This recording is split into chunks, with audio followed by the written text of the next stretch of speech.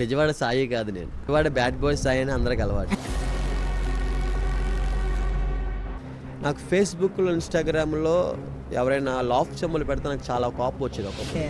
ఒక చెంప మీద కొడితే ఇంకో చెంప చూపిస్తారైతే మీరు సింపుల్ మనీ కోసం వైజాగ్ టు మహారాష్ట్రను ఎక్కడికో డ్రగ్స్ తీసుకువెళ్ళాలి అని చెప్పారన్న. ఆ టైంలో మీ మైండ్ సెట్ ఎలా ఉందండి? వైజాగ్ నుంచి అరకు ప్రాంతాలు, ఏజెన్సీ ప్రాంతాలు, పాడేరు, సీలేరు అని ఈ ప్రాంతాల నుంచి నేను వేరే రాష్ట్రానికి గంజా అనేది తరలించాను.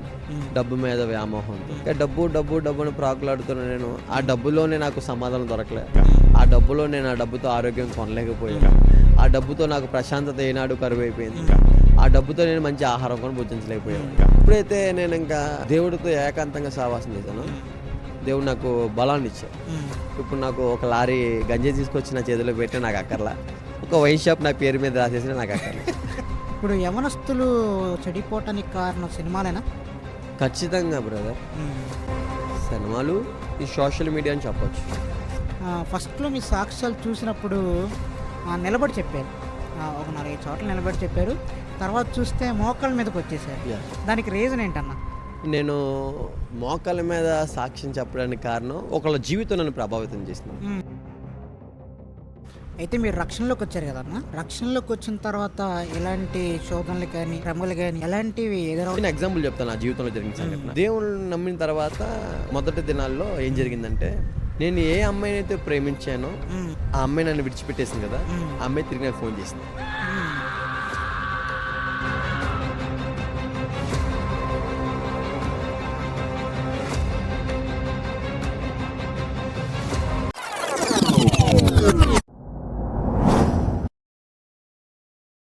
ప్రైజ్ లార్డ్ అన్న. ప్రైజ్ లార్డ్ తమ్ముడు. బాగున్నారన్నా? బాగున్నా దేవుని కృప బట్టి. మీ గురించి చెప్పండి అన్న. అంటే ఎక్కడ పుట్టారు, ఎక్కడ పెరిగారు, అసలు మీది ఓన్ ఇక్కడేనా, విజయవాడేనా ఓన్ అంతా? నేను పుట్టిందైతే విశాఖపట్నం దగ్గర అనకాపల్లి పక్కన కసింకోట అనే ఊరు ఉంటుంది. అది మా అమ్మమ్మ వాళ్ళ ఊరు. ఓకే. సో నేను అక్కడ పుట్టాను. పెరిగిందంతా మాత్రం విజయవాడ. డాడీది మొత్తం ప్రాపర్ ఇక్కడేనా? డాడీది కూడా అటుపక్కే ఎలమంచిలి. బట్ ఇక్కడికి వచ్చి డాడీ సెటిల్ అయ్యారు అనమాట. డాడీ అప్పుడు ఒక తోటమల్లి పని చేసుకుంటుండేవారు. ఒక సిద్ధార్థ ఇంజనీరింగ్ కాలేజ్ అని అక్కడ కానూరులో ఉండుద్ది కాలేజ్. అక్కడ దాంట్లో తోటమల్లి నాన్నగారు. ఇంకా మేము చిన్నప్పటి నుంచి ఇక్కడే పెరగడం, ఇక్కడే చదువుకోవడం జరుగుతుంది.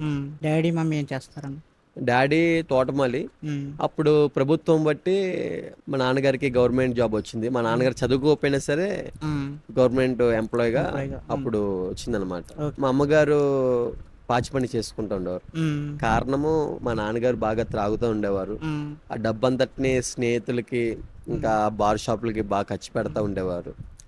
ఇంకా మరి మా అమ్మగారు కూడా ఇంకా నడుము కట్టుకొని మా భవిష్యత్తుల నిమిత్తము ఆమె స్టిల్ ఇప్పుడు కూడా అదే వృత్తిలో ఉన్నారు. నేను మానమన్నా కూడా మా అమ్మగారు మాన. మీరు ఎంతవరకు చదువుకున్నారన్న?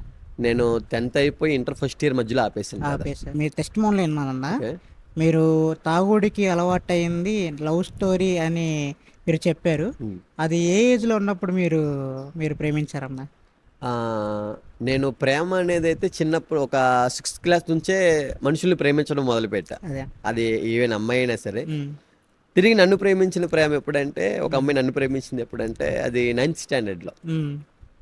నేను 9th స్టాండర్డ్లో ఉన్నప్పుడు తిరిగి నన్ను ప్రేమించాను.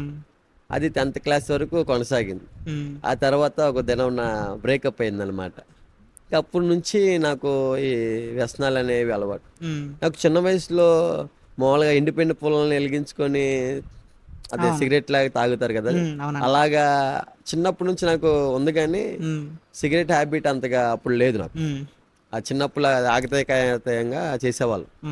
తర్వాత ఎప్పుడైతే ప్రేమ విఫలం అయిపోయిందో అప్పుడు బాగా ఈ సిగరెట్ దగ్గర నుంచి తర్వాత అలా మెల్లమెల్లగా స్టెప్ బై స్టెప్ డ్రగ్స్ వరకు ఏమైతే మత్తుకు సంబంధించిన ఉంటాయో వాటితో సావాసం చేసే వరకు జరిగింది. మీరు సాక్ష్యంలో చెప్పారన్నా మొట్టమొదటిసారి స్టేషన్కి వెళ్ళాను అన్నారు. అది ఏ విషయమే స్టేషన్కి వెళ్ళారన్నా? నేను మొట్టమొదటిసారి స్టేషన్కి వెళ్ళింది ఎప్పుడంటే 10th స్టాండర్డ్లో. 10th స్టాండర్డ్లో మేము మా బ్యాచ్ కొంతమంది ఉండేవాళ్ళం. సైకిల్ దొంగతనాలు చేస్తూ ఉండేవాళ్ళం అనమాట. దాని నిమిత్తము పోలీస్ స్టేషన్కి వెళ్ళాను. అంటే అప్పుడు మీ డాడీ అండ్ మమ్మీ రియాక్షన్ ఏంటన్నా స్టేషన్కి వచ్చిన తర్వాత, మీరు ఇంటికి వెళ్ళిన తర్వాత? బాధపడతారు ఖచ్చితంగా. ఎందుకంటే కొడుకు ఎప్పుడు ఆ విధంగా ఉండాలని ఏ తల్లిదండ్రులు కోరుకోరు కాబట్టి అవునన్నా. బాధ ఖచ్చితంగా అవును. అంటే ఇంకోటి కూడా విన్నానన్న, డ్రగ్స్ తీసుకున్నప్పుడు ఆకలి వేయదు అని మీరు చెప్పారు. డ్రగ్స్ తీసుకుంటే నిజంగానే ఆకలేదా? స్టార్టింగ్ పీరియడ్లో ఎవరైతే డ్రగ్స్ తీసుకుంటారో వాళ్ళకి ఆకలి వేసిద్ది. హ్మ్. తర్వాత ఉన్న కొద్ది ఏమైందంటే ఆర్గన్స్ దెబ్బతింటాయి. హ్మ్. మెల్లమెల్లగా పేగులు అని ఏవైతే ఉంటాయో బ్లడ్ హ్మ్. బాగా పలసపడిపోవడం హ్మ్. జరుగుతుందో అవును. అప్పుడు ఆకలేదు. హ్మ్. ఆకలి అన్నం కంటే మెయిన్ చిరుతిండి మీద ఎక్కువ ఉండుద్ది. హ్మ్. చిరుతిండి ఐడియా ఉందా? అవును. ఈ స్వీట్స్ అని అవునవును. కొట్లో దొరికే అవును. పప్పు వీటి మీద ఎక్కువ ప్రభావితం చూపిస్తారు. హ్మ్. అన్నాన్ని యాక్సెప్ట్ చేయరు హ్మ్. తొందరగా ఆ అంటే విధంగా. ఇప్పుడు ఆల్కహాల్ అను డ్రగ్స్ 2 ఒకే విధంగా పనిచేస్తాయా? లేకపోతే ఇప్పుడు తలనొప్పి టాబ్లెట్ తలనొప్పికి, కడుపు నొప్పి టాబ్లెట్ కడుపు నొప్పికి. ఓకే. దేని డోస్ దాందే బ్రదర్. అంటే డ్రగ్స్ తీసుకున్నప్పుడు ఎలా ఉంటదంటే సైక్‌గా బిహేవ్ చేస్తారా? లేకపోతే ఎలా ఉంటదన్న? అంటే నేను విన్న దాన్ని బట్టి గుంటూరులో తెలిసిన ఒక ఏరియా ఉందన్న. మా ఏరియా కుర్రోడు అక్కడికి వెళ్తే ఆ పిల్లోడిని ఆపేసి నైట్ 7 నుంచి 10 వరకు కొట్టారంట అన్న. అంటే మోకాళ్ళ మీద ఉంచేసి బ్లేడులతో కోసేసి కొట్టారంట. అంటే డ్రగ్స్ తీసుకున్నప్పుడు మరీ అంత దారుణంగా బిహేవ్ చేస్తారా? ఖచ్చితంగా మన ఆలోచన ఏ విధంగా ఉంటుందో హ్మ్. నెగిటివ్ ఎనర్జీలో ఉంటే నెగిటివ్ హెవీగా ఉంటుంది. హ్మ్. మనం ఏదైతే అనుకుంటామో మనం ప్రశాంతత అనుకుంటాం, ప్రశాంతత వస్తుంది అనుకుంటాం కానీ అది క్షణికపాటి ప్రశాంతత. హ్మ్. ఆ పీస్ హ్మ్. అది ఫుల్ ఫ్లెడ్జ్డే కాదు. ఆ కాసేపు వచ్చింది కానీ మళ్ళీ తర్వాత మామూలే. హ్మ్. కోపం విపరీతం అయిపోద్ది. అప్పుడు హ్మ్. తనమన్న భేదం అర్థం అవ్వదు. హ్మ్. అంత త్వరగా జాలి అనేది హ్మ్. రాదు. మీరు విజయవాడ నుంచి వైజాగ్ వెళ్ళటానికి కారణం ఏంటన్నా? వైజాగ్ వెళ్ళడానికి కారణం ఏంటంటే చిన్నప్పుడు సమ్మర్లో ప్రతి ఒక్కరు అమ్మమ్మ వాళ్ళ ఇంటికి ఏ విధంగా అయితే అవును. వెళ్తారో అవును. మాది వైజాగ్ కాబట్టి హ్మ్. అక్కడ పక్కన కాబట్టి నేను కూడా సమ్మర్ అప్పుడు వెళ్ళడం అలవాటు. హ్మ్. అలా ఒక ఆనవాయితీగా అయిపోయింది ప్రతి సమ్మర్ వెళ్ళడం. ఓకే. తర్వాత కూడా ఎప్పుడైనా టైం దొరికినప్పుడు వెళ్తూ ఉండేవాడిని. హ్మ్. ఉమ్. అంటే ఇప్పుడు సూర్య అన్న అక్కడే అలా ఆ సమ్మర్ హాలిడేస్‌లో పరిచయం అయ్యారా? లేతే వాస్తవానికి సూర్య మా రిలేటివ్స్ అన్నమాట. ఓకే. మా హ్మ్. అత్తయ్య వాళ్ళ అబ్బాయి. హ్మ్. వాడు నాకు చిన్నప్పటి నుంచి ఫ్రెండ్ అక్కడ. హ్మ్. అంటే చిన్నప్పటి నుంచి సమ్మర్లో వెళ్తూ హ్మ్. ఉండేవాడిని కదా. హ్మ్. అవును. ఇంకెప్పుడు వెళ్ళినప్పుడల్లా వీడు నాకు బెస్టీ ఆడ. అంటే ఇప్పుడు చిన్నప్పటి నుండి ఇద్దరు కలిసి తిరిగే ఉన్నారు కదన్నా! ఎస్. అంటే తను కూడా డ్రగ్స్ తీసుకుంటాడని మీకెలా తెలుస్తుంది? తను డ్రగ్స్ తీసుకోడు. తీసుకోడు. ఓకే. తను ఆల్కహాల్ ఎక్కువ. ఆల్కహాల్. ఆ! ఓకే. ఇప్పుడు రిలేటివ్స్ అంటున్నారు కదా! ఆ! మళ్ళీ తనకు తెలిస్తే ప్రాబ్లమ్ అవుతదేమో, ఇంట్లో తెలుస్తదేమో అన్న భయం ఉంటది కదా! ఇద్దరు ఎలా ఓపెన్ అయ్యారనేది? ఫస్ట్ నేను ఎవరికి పట్టించుకునేవాడిని కాదు. ఓకే. ఎవరిని లెక్క చేయని తనం అంటారు చూడండి. హ్మ్. సో, హ్మ్. అలాగా. హ్మ్. అమ్మ ఏమనుకుంటారు, హ్మ్. బంధుప్రియులు ఏమనుకుంటారు, హ్మ్. అమ్మమ్మ ఏమనుకుంటారు, హ్మ్. అత్తయ్య వాళ్ళు ఏమనుకుంటారు. హ్మ్. ఇది నేను పట్టించుకునేవాడిని కాదు. హ్మ్. ఇది నా జీవితం, హ్మ్. నా ఇష్టం, హ్మ్. నాకు నచ్చినట్టుగానే ఉంటా హ్మ్. అనే ఆ అహంకారం అంటారు మన హ్మ్. భాషలో. హ్మ్. ఆ విధంగా అన్నమాట. హ్మ్. చెప్పారు చాలామంది తప్పురా చేస్తున్నానని. హ్మ్. వినే స్వభావం లేదు. హ్మ్. ఈవెన్ సూర్య కూడా మార్పు చెందిందావ చెప్పాను నాకు. హ్మ్. ఇది కరెక్ట్ కాదురా అని. హ్మ్. అమ్మమ్మ గారిదన్నా వైజాగ్? అమ్మమ్మ గారు ఉంటారు అమ్మమ్మ కసిన్ కోట. గారు ఉంటారు. యా. ఎస్ఎం కోటలో ఉంటారు. ఈవెన్ మా కుటుంబంలో మొదటగా రక్షింపబడింది మా అమ్మమ్మ గారే. హ్మ్. యేసుప్రభు వారిని ఎరిగింది. హ్మ్. అంటే వైజాగ్‌లో ఏమన్నా ఇన్సిడెంట్స్ ఏమన్నా జరిగినాయన్నా? కోట్లట్లకెళ్తాం కానీ, లేకపోతే అక్కడ గ్యాంగ్‌ని మెయింటైన్ చేశారని చెప్పారు. ఉమ్. విజయవాడ నుంచి అమ్మగారు వైజాగ్ పంపించారు. వైజాగ్‌లో కూడా నేను ఒక గ్యాంగ్‌ని ఫార్మ్ చేశాను. మరి అప్పుడు గ్యాంగ్ అక్కడ అంటే కూడా పెద్ద గ్యాంగ్ ఏం కాదు. ఆ! వెళ్ళినప్పుడల్లా సాయన్న అన్న అనుకుంటూ కొంతమంది వస్తారు. ఎందుకంటే అదే అన్న. ఫేస్బుక్లో అదే. ఇన్స్టాగ్రామ్లో బాగా యాక్టివ్గా ఉండేవాడిని అప్పుడు. అదే అన్న. బెజవాడ బ్యాడ్ బాయ్స్ ఆయన ఒక పేరు అవును. పెట్టుకొని అవును. అవును. ఇంకా మీరు చూస్తున్న ఫొటోస్ ఏమైతే ఆ జుట్టుతో సంబంధించిన బాడీ అంతా టాటూస్ ఎలాగైతే ఉన్నాయో హ్మ్. ఇంక దానికి జనాలు ఏదైతే ఉంటారో ఊరికనే అట్రాక్ట్ అవుతూ ఉండేవాళ్ళు. హ్మ్. ఇంకా అలా ఫ్రెండ్స్ ఎక్కువ మంది అయిపోయారు. హ్మ్. అంటే మంచోళ్ళు కాదులే అందరూ హ్మ్. ఏదో విధంగా ఈ కేటగిరీకి చెందిన హ్మ్. వాళ్ళే. హ్మ్. అలా అవుతున్నప్పుడు వాళ్ళతో వెళ్ళి మత్తు పదార్థాలతో సావాసం చేసేటప్పుడు హ్మ్. వాళ్ళు నన్ను అభిమానిస్తూ ఉండేవారు. హ్మ్. అలా అంటే గ్యాంగ్. మనం ఎలా చూసుకోవచ్చంటే సపోజ్ తాగుబోతోడుంటే వాళ్ళ గ్యాంగ్ ఎక్కడుంటారో ఎతుక్కుంటూ ఎళ్తారు. అంతేగా మరి. అలానే మీరు కూడా మీ వోళ్ళు అంతే. ఎక్కడున్నారో ఎతుక్కుంటూ ఎక్కడ ఎళ్ళిపోయి మత్తు దొరికిద్దా అని ఎత్తుక్కుంటూ వెళ్తే ఎత్తుకు ఇంకా వాళ్ళు దొరికారు నాకు ఆ! త్రూ అంటే ఒక తమ్ముడు అమ్మమ్మ ద్వారా. గారు ఏమనలేదన్నా మీరలా వైజాగ్‌లో తిరుగుతుంటే? అంటే తల్లిదండ్రులంటే ఏమనరన్నా?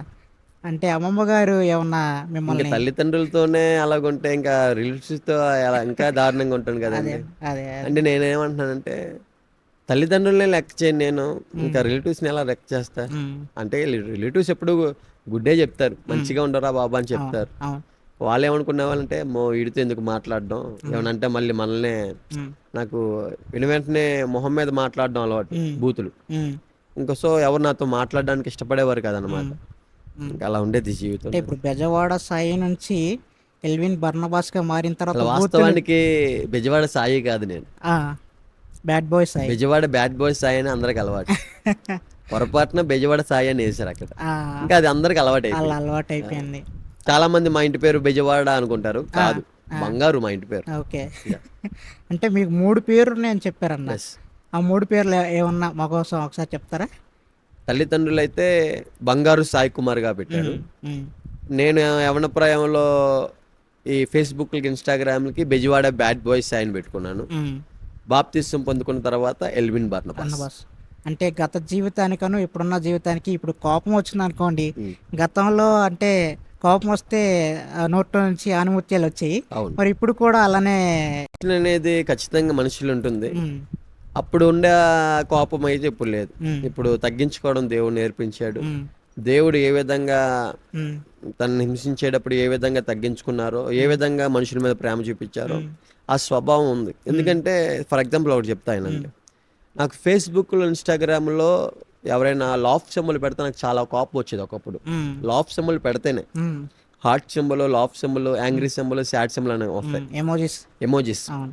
ఆ సింబల్లో నాకు లాఫ్ సింబల్ పెడితే చాలా కోపం. ఉమ్, ఎవరైనా కింద నుంచి పైకి చూసినా కోపమే నాకు. ఉమ్, అంత షార్ట్ టెంపర్ అనమాట. ఉమ్, అప్పుడు ఉన్న కోపం నేను ఇప్పుడు క్యాల్కులేట్ చేసుకుంటున్నాను. ఆ స్వభావం లేదు, ఉమ్, దేవుడు తీస్తే. ఉమ్. ఇప్పుడు మేము ఏమనుకుంటామంటే ఒక చెంప మీద కొడితే ఇంకో చెంప చూపిస్తారు అయితే మీరు అంత తప్పదు ఇంకా చూపించాలి. దేవుళ్ళలోకి వచ్చిన తర్వాత ఇంకా. ఆయన నేర్పింది అదే కాబట్టి. అవును. ఒకవేళ కోపం వచ్చినా ఉమ్, వెంటనే మళ్ళీ దాన్ని తగ్గించుకునే కంట్రోలింగ్, ఉమ్. ఏమంటారు, ఇంద్రియ నిగ్రహం అంటారు చూడండి, అవునవును, అది పెట్టాడు అవునవును. దేవుడు. అయితే ఇప్పుడు కొంతమంది అన్న బాప్తిసం తీసుకుంటారు, ఎస్. మందిరాలకు వెళ్తారు, బలంగా సాక్ష్యాలు కూడా చెప్తారు అక్కడ, కానీ చర్చిల్లో ఉన్నంత బయటకు వస్తే ఉండదు. ఎవరన్నా పొరపాటున వాళ్ళని తగిలినా కూడా అమ్మటమ్మటనే ఇంకా బూతులు మాట్లాడటం, కోపం తెచ్చుకోవటం, అలాంటి వారిని మీరు ఏమంటారన్న? వారికి మారు మనసు అనేది లేదండి. ఉమ్, మారు మనసు అంటే గతం మారడం, గతం లేకుండా నూతనంగా ఉండడం, ఉమ్, దాన్ని మారు మనసు అంటారు. ఉమ్, ఇంకోటి ఏంటంటే దేవుని రుచి చూడలేదు. ఉమ్, ఈ మధ్య నా వాక్య ధ్యానం చదువుతుండగా ఓల్డ్ స్టేట్మెంట్ చదువుతాను. ఉమ్, 2వ దినవృత్తాంత గ్రంథంలో రాజులు పట్టిక ఉండిద్ది. మొత్తం రాజులు ఎవరో రాజు అవుతారో, ఒకళ్ళ తర్వాత ఒకళ్ళు అవుతారు. ఉమ్, వాళ్ళ జీవితాలు చదువుతున్నప్పుడు కొందరు మొదట దేవునికి లోబడ్డారు, ఉమ్, కొంచెం హెచ్చింపు రాగాల్ని గర్వం వాళ్ళు వచ్చింది. ఉమ్, ఇంకో రాజు వచ్చాడు, దేవుళ్ళలో ఉన్నాడు, కానీ తనలో ఉన్న విగ్రహాలను తీయలేకపోయాడు. ఉమ్, ఇంకో రాజు వచ్చాడు, తన ప్రాకారాలని కోల్చలేకపోయాడు. అలాగా స్టార్టింగ్ లో బాగానే ఉంది, కానీ దాన్ని కొనసాగించలేకపోతున్నాం. ఉమ్. ఎందుకు కొనసాగించట్లేదంటే దేవునితో ఒక కనెక్షన్ లేదు. అదే కనెక్షన్ లేదు, బాండింగ్ లేదు, ఉమ్, వ్యక్తిగతంగా అనుభవం లేదు, మరి ముఖ్యంగా దేవుని యొక్క త్యాగము గ్రహింపు లేదు. ఉమ్. అలాంటి వారి గురించి మీరు ఒక్క మాటలో చెప్పాలంటే ఏం చెప్పగలుగుతారన్న?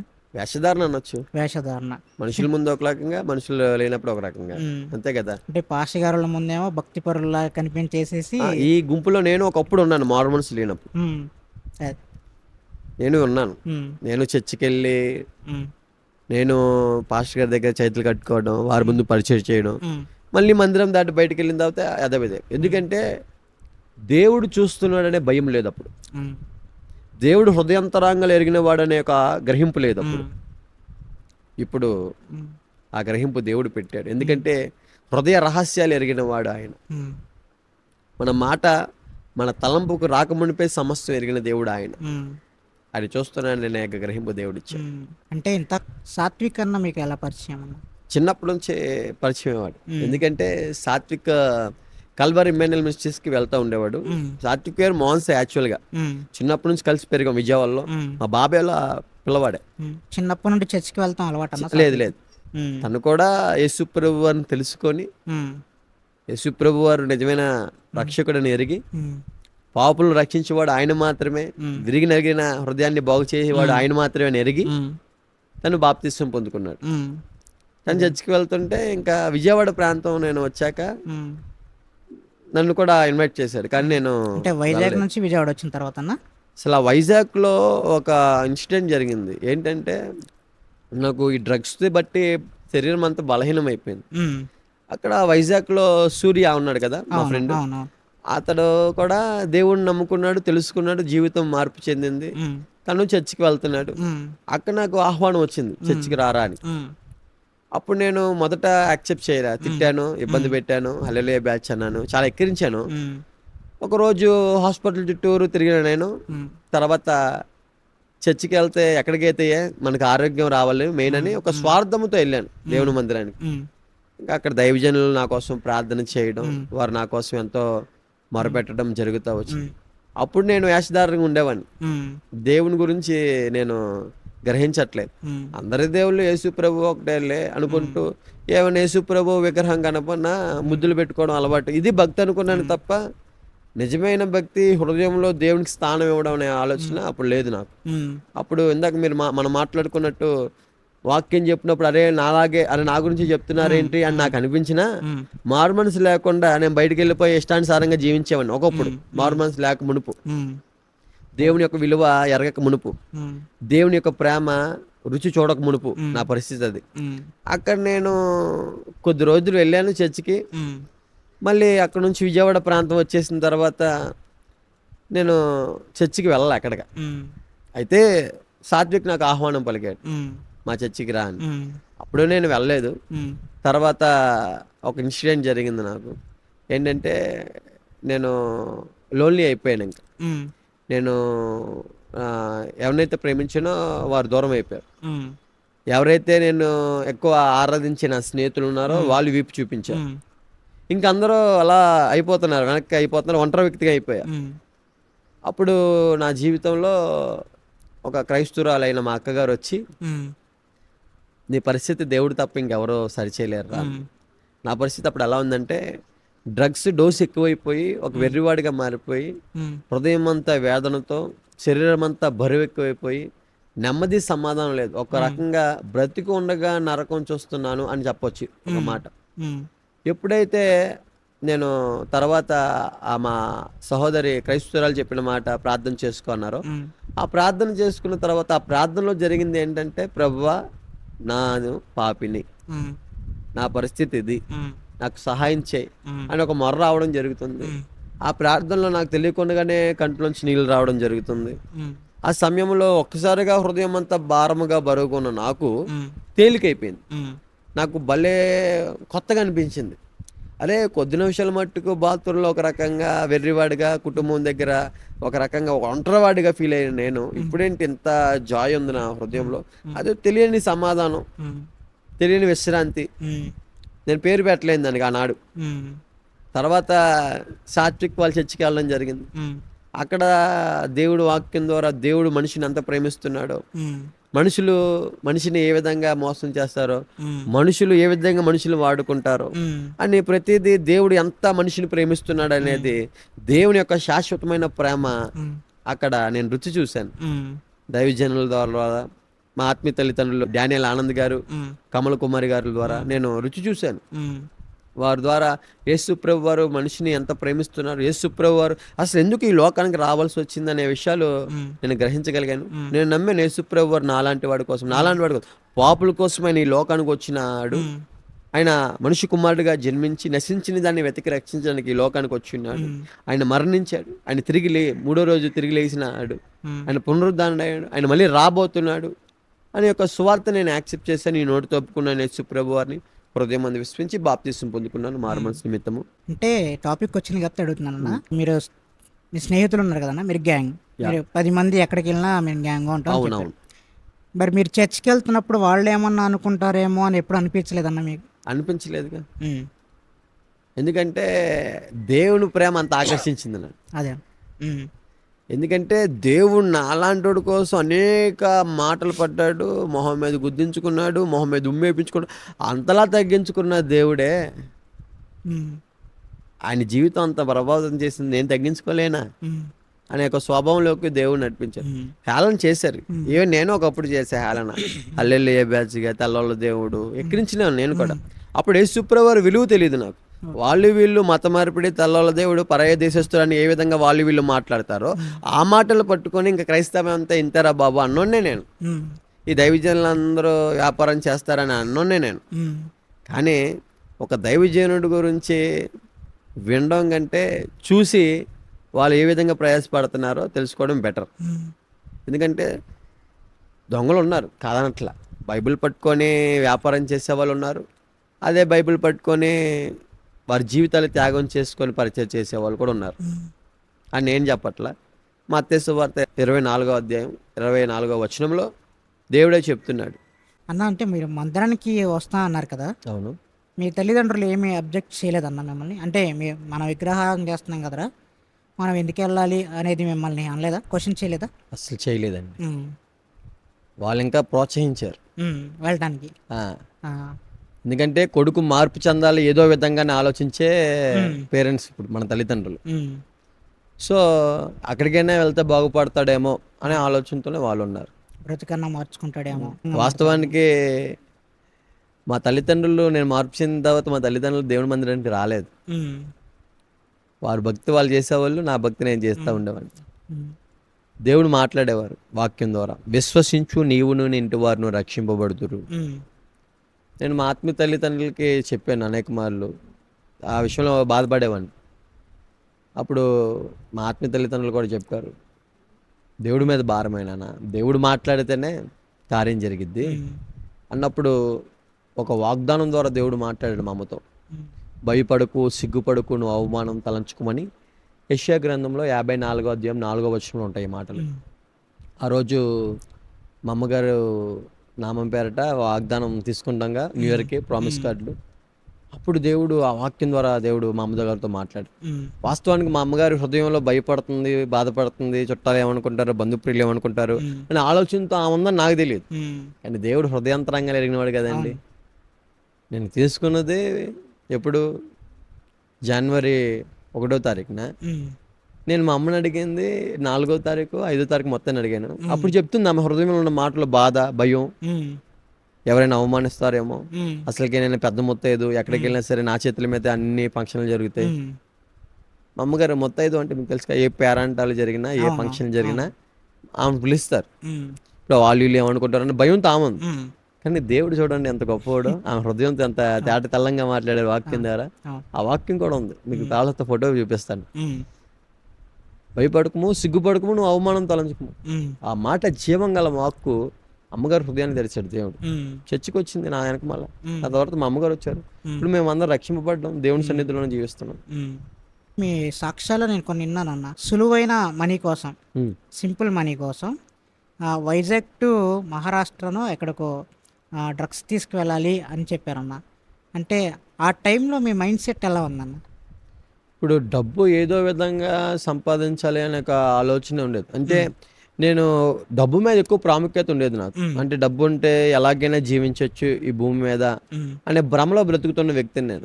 డబ్బు మనకి అన్ని ఇచ్చిద్ది అనే భ్రమలో బ్రతుకుతున్న వ్యక్తిని ఆ సమయంలో.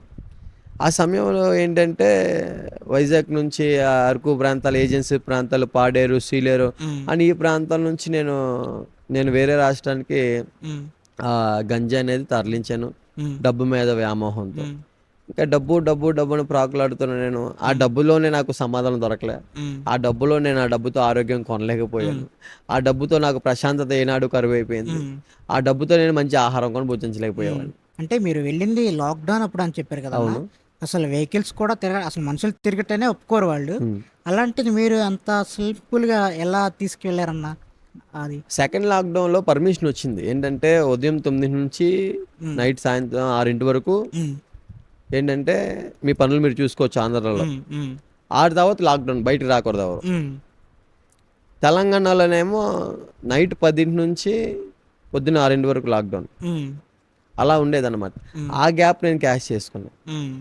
అంటే మీకు భయమే వేయలేదన్న, దొరికితే నన్ను ఏమన్నా జైల్లో వేస్తారా, మళ్ళీ నా జీవితాన్ని ఏమన్నా పాడు చేస్తారా అనేది? ఎలాంటి భయాలే ఉండేవి కాదు అప్పుడు. ఏదన్నా వస్తే చూసుకుందాంలే అన్నట్లు. ఇంకా అంతే ఆలోచన. ఎందుకంటే ఆ డబ్బు నన్ను ఆ విధంగా మార్చేసింది. Simple money. ఇప్పుడు దొంగతనాలు చేయడము, దొంగతనాల్లో ఈజీ మనీ, రాజకీయ నాయకులతో వెళ్తే ఏదో ఒక డబ్బులు ఇస్తారు కాబట్టి ఆ మనీ, ఏదో విధంగా మోసం చేసి సంపాదించాలని తలంపులే. అప్పుడు కష్టపడేవాడిని. అంటే ఏంటి, పనికి వెళ్ళేవాడిని కానీ అది కూడా ఏదో అలవాటు ప్రకారంగా వెళ్ళేవాడిని తప్ప ఫుల్ ఫ్లెడ్జ్డ్గా కాదు. ఇప్పుడు యవనస్తులంతా ఈజీ మనీ కోసం బెట్టింగ్స్ వేస్తున్నారన్న. ఉమ్. అలాంటి వాళ్ళకి మీరు ఒక మాట చెప్పాలంటే ఏం చెప్తారు? మనం అనుకుంటాం ₹1 ఖర్చు పెడితే ₹5 వస్తాయి అనుకుంటాం, ఉమ్, కానీ వాస్తవానికి ఉమ్, ₹100 పోతున్నాయి మనం గ్రహించట్లా. అవును, అవును. ఇప్పుడు నా భాషలో చెప్పాలేస్తే ఉమ్, గంజాయి తీసడానికి ఈజీ మనకి ఒక కేజీకి ఎంత అమౌంట్ వచ్చింది, ఉమ్, కానీ దొరికితే ఉమ్. బెయిల్కి డబ్బులు కడుతున్నారు. అర్థమైంది ఇప్పుడు. అవునన్న, అవును, ఆ, లాజిక్ అర్థమైంది. మనం 2000 కోసం వెళ్తున్నాం, ఉమ్, కాకపోతే బెయిల్కి ₹1,00,000 ఎక్కువ అమౌంట్, 2000 ఎక్కువ అమౌంట్, అవును. సరే 20,000 ఎక్కువ అమౌంట్, ఉమ్, చూడండి. ఉమ్. అంటే పోతేనేమో ఒకే సరిపోద్ది, వస్తేనేమో కొంతే కదా వస్తుంది అంటారు మీరు. అంటా నేను అంతే. ఆ, అంటే అంటే మనకి వచ్చిన లాభం కంటే మనం పోగొట్టుకుంటున్న డబ్బులు ఎక్కువ మనకి ఉమ్, తెలియకుండా. ఉమ్, ఇవన్నీ ఇప్పుడు నేను దేవుళ్ళకి వచ్చిన తర్వాత గ్రహించాను, కానీ ఉమ్, ఆనాడు ఏంటంటే ఎంతసేపు పోగొట్టుకునే తనంలోనే ఉన్నాం, అవును, డబ్బు డబ్బు అనుకుంటూ. అవును. ఇప్పుడు మనం ఎంత చెప్తున్నా యవనస్తులు వినరన్న. వినరండి. మరి అలాంటి వారికి ఎలా, వాళ్ళని ఎలా ట్యూన్ చేయాలి అసలు? మనం దేవునిలోకి రావాలంటే చెప్తాం వల్ల వస్తారా, లేకపోతే అదొక సందేహం ఉందన్న. మనం ఏదైతే దేవుళ్ళు అనుభవించామో అది అనుభవపూర్వకంగా చెప్పడమే అండి. ఉమ్, చెప్పడం మన బాధ్యత. ఉమ్, వినడం వినకపోవడం వాడి యొక్క ఆలోచనలు ఉంది. ఈవెన్ నాకు నా స్నేహితుడు సూర్య చెప్పినప్పుడు నేను విన్నానా, ఏంలా. వెంటనే వినలా, అవును. కానీ ఒక స్టేజ్కి వచ్చేటప్పుడు విన్నాను, ఉమ్, విని ఉమ్, లోబడ్డాను. ఉమ్, ఆ రోజు లోబడకపోయి ఉంటే ఈరోజు నేను మాట్లాడేవాడు కాదు. ఉమ్, దేవునిలో లోబడేవారు ఉన్నారు, దేవునికి వీపు చూపించే వాళ్ళు ఉన్నారు. ఉమ్. ఇప్పుడు అంత డ్రగ్స్ తీసుకున్నారు కదన్న, అవును. సడన్గా డ్రగ్స్ మరి ఆపేస్తే ఎలాంటి ప్రాబ్లమ్స్ ఏమో ఫేస్ చేయలేదా మీరు? అంటే షేకింగ్ రావటం కానీ, ఉమ్. నోరు లాగటం కానీ, అలాంటి ప్రాబ్లమ్స్? జరిగాయి, ఖచ్చితంగా జరుగుతాయి. ఎందుకంటే అలవాటు పడిపోయిన శరీరం ఎప్పుడు దాన్నే కోరుకుంటుంది. బట్ దేవునితో ఉండేటప్పుడు నాకు దేవుడు నిజంగానే బలం ఇచ్చారండి. ఎందుకంటే వ్యక్తిగతంగా నేను దేవుళ్ళలో ప్రార్థనలో వాక్యంలో బాగా గడిపేవాడిని. మనుషులకు దూరంగా నేను కొండల మధ్యలో ఎక్కువ ప్రార్థన చేసుకుంటూ ఉండేవాడిని. మా ఆత్మీయ తల్లి నాకు నేర్పిన పాఠం నేను ఎక్కడికి వెళ్ళినా చెప్తాను, దేవుడి మీద ఆధారపడు, హృదయపూర్వకంగా, సగం సగం కాదు, పూర్ణ విశ్వాసంతో ఆయన మీద ఆధారపడు, ఆయన ఖచ్చితంగా బాగు చేస్తాడు అని బాగా నేర్పారు. నేను దేవుని సన్నిధికి వచ్చి కూడా స్నేహితుల దగ్గరికి వెళ్ళేవాడిని. వాళ్ళు నన్ను పిలుస్తూ ఉండేవారు, రారా రారా, తాగుదు రారా, మాతో పాటు టైం స్పెండ్ చేయి అని పిలుస్తూ ఉండేవారు. కానీ అక్కడికి వెళ్ళేసరికి మళ్ళీ వాడికి నేను ఏదో విధంగా కొంచెమే కదా అనే ఆలోచన ఉండేది. మారు మనసు లేక మునుపు దేవుని సన్నిధికి వస్తున్నాను, మారు మనసు లేక మునుపు గురించి మాట్లాడుతున్నాను నేను.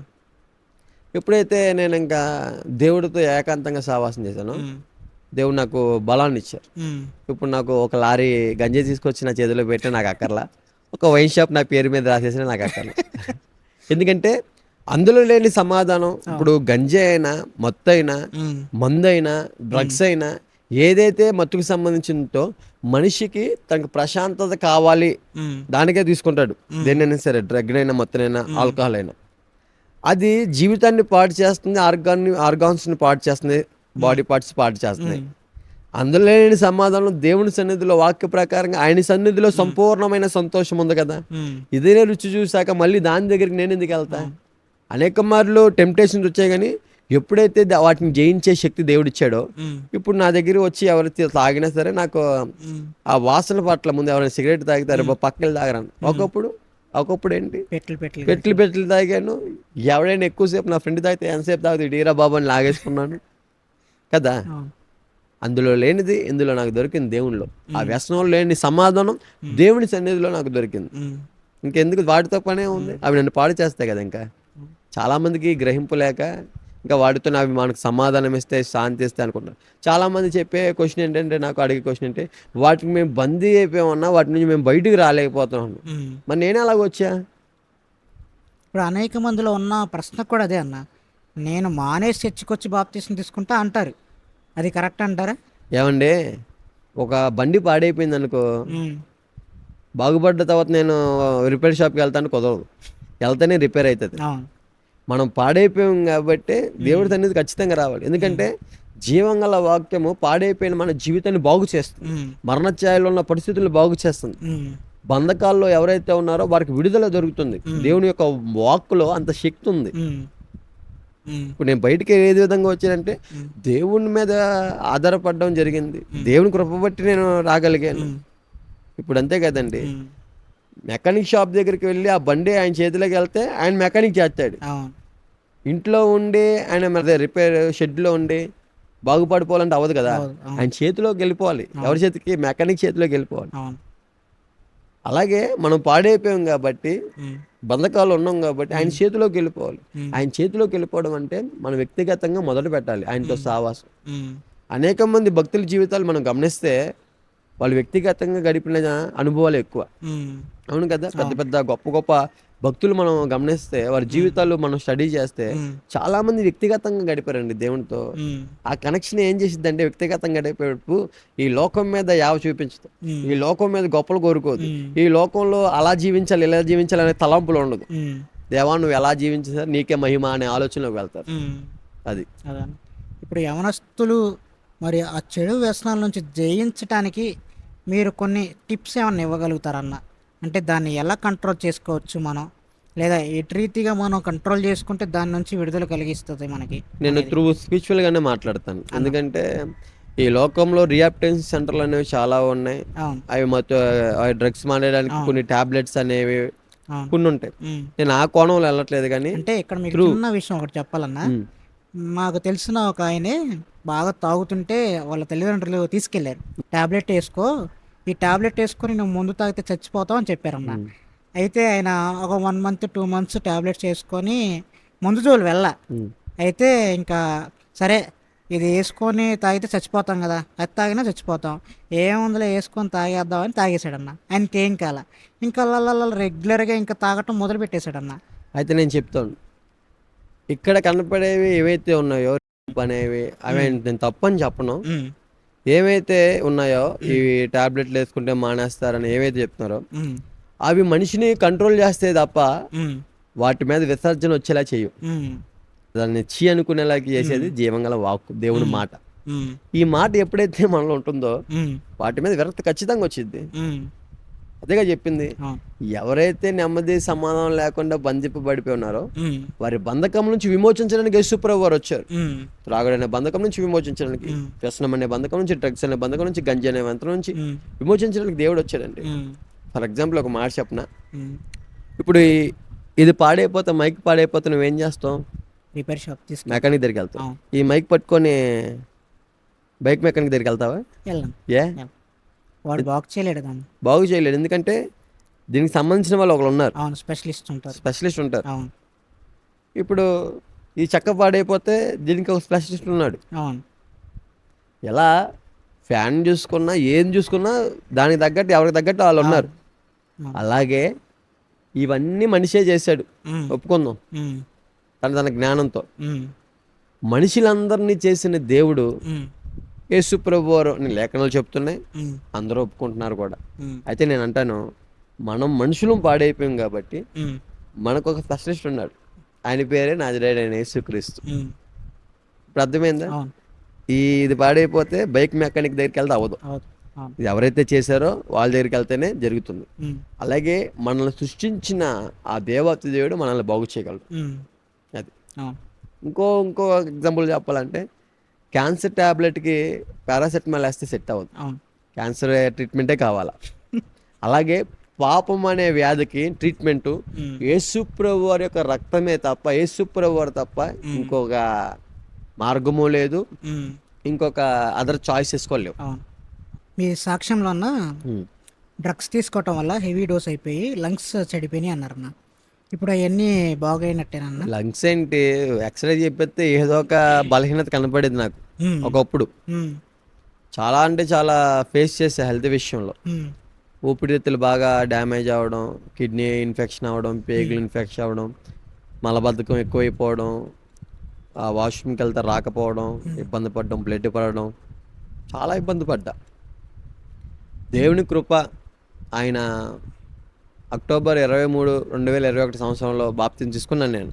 ఉమ్, దేవుడు ఆ సమయం నుంచి ఈరోజు ఈ క్షణం వరకు మరి ఈ శరీరం మీద ఎటువంటి ఎక్స్రే స్కానింగ్ పనివ్వలేదు, ఆరోగ్యంగానే ఉంచాడు.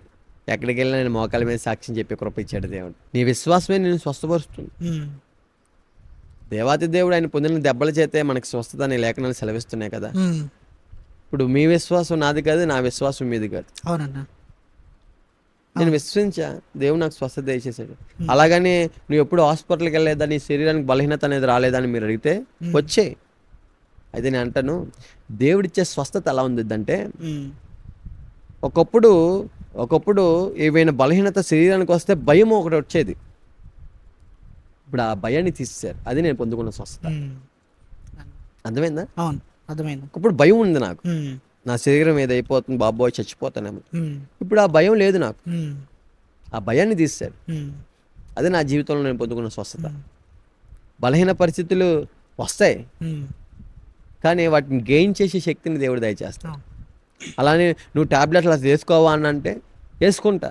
ఏమైనా జ్వరాలు వస్తే వేసుకుంటా, ఉమ్. అవును.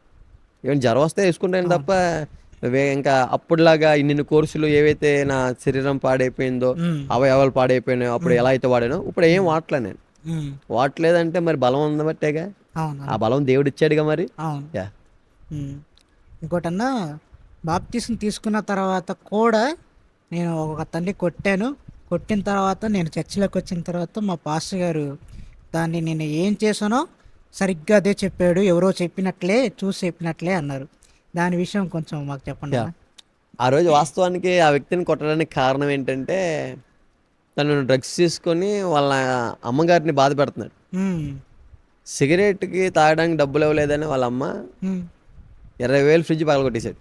ఉహు. 20 రూపాయల కోసం 20,000 ఫ్రిడ్జ్ పగలగొట్టేశాడు. ఉమ్. అది నాకు చాలా కోపం తెప్పించింది ఆ సమయంలో. ఉమ్. ఎంత చెప్పినా వినట్లేదని ఒకటి కొడితే వింటాడేమోనని లాగిపెట్టి ఒకటి కొట్టాను. ఉమ్. అప్పుడు అన్నాడు. ఉమ్. తర్వాత ఆ పరిస్థితి నాకు లోపల నేనేదో తప్పు చేసే ఫీలింగ్లోకి నెట్టింది అనమాట. ఉమ్. ఒకప్పుడు ఎవరిని రోడ్డు మీద కొట్టి ఎంత బాధ పెట్టినా రాని ఫీలింగు ఉమ్. దేవునితో ఉంటున్నప్పుడు దేవుడు లోపల నుంచి గద్దిస్తున్నట్టు నాకు అనిపించింది. ఉమ్. ఆ సమయంలో నేను చర్చికి రాగానే ఉమ్. దైవజనుల ద్వారా దేవుడు వాక్యం మాట్లాడితే నాకు ఆశ్చర్యం వేసింది. ఉమ్. నేను దాన్ని దాచిపెట్టగా ఒప్పుకొని నేను దేవుడి దగ్గర క్షమాపణ అడిగాను. ఉమ్. మీ పాస్టర్ గారి గురించి చెప్పాలంటే ఏం చెప్తారన్న అసలు మీరు? మా ఆత్మీయ తల్లిదండ్రులు వారి పేర్లు చెప్పాను కదా, డానియల్ ఆనంద్ గారు, కమల్ కుమార్ గారు, కల్వర్ ఇమ్మాన్యుయల్ మినిస్ట్రీస్. ఉమ్.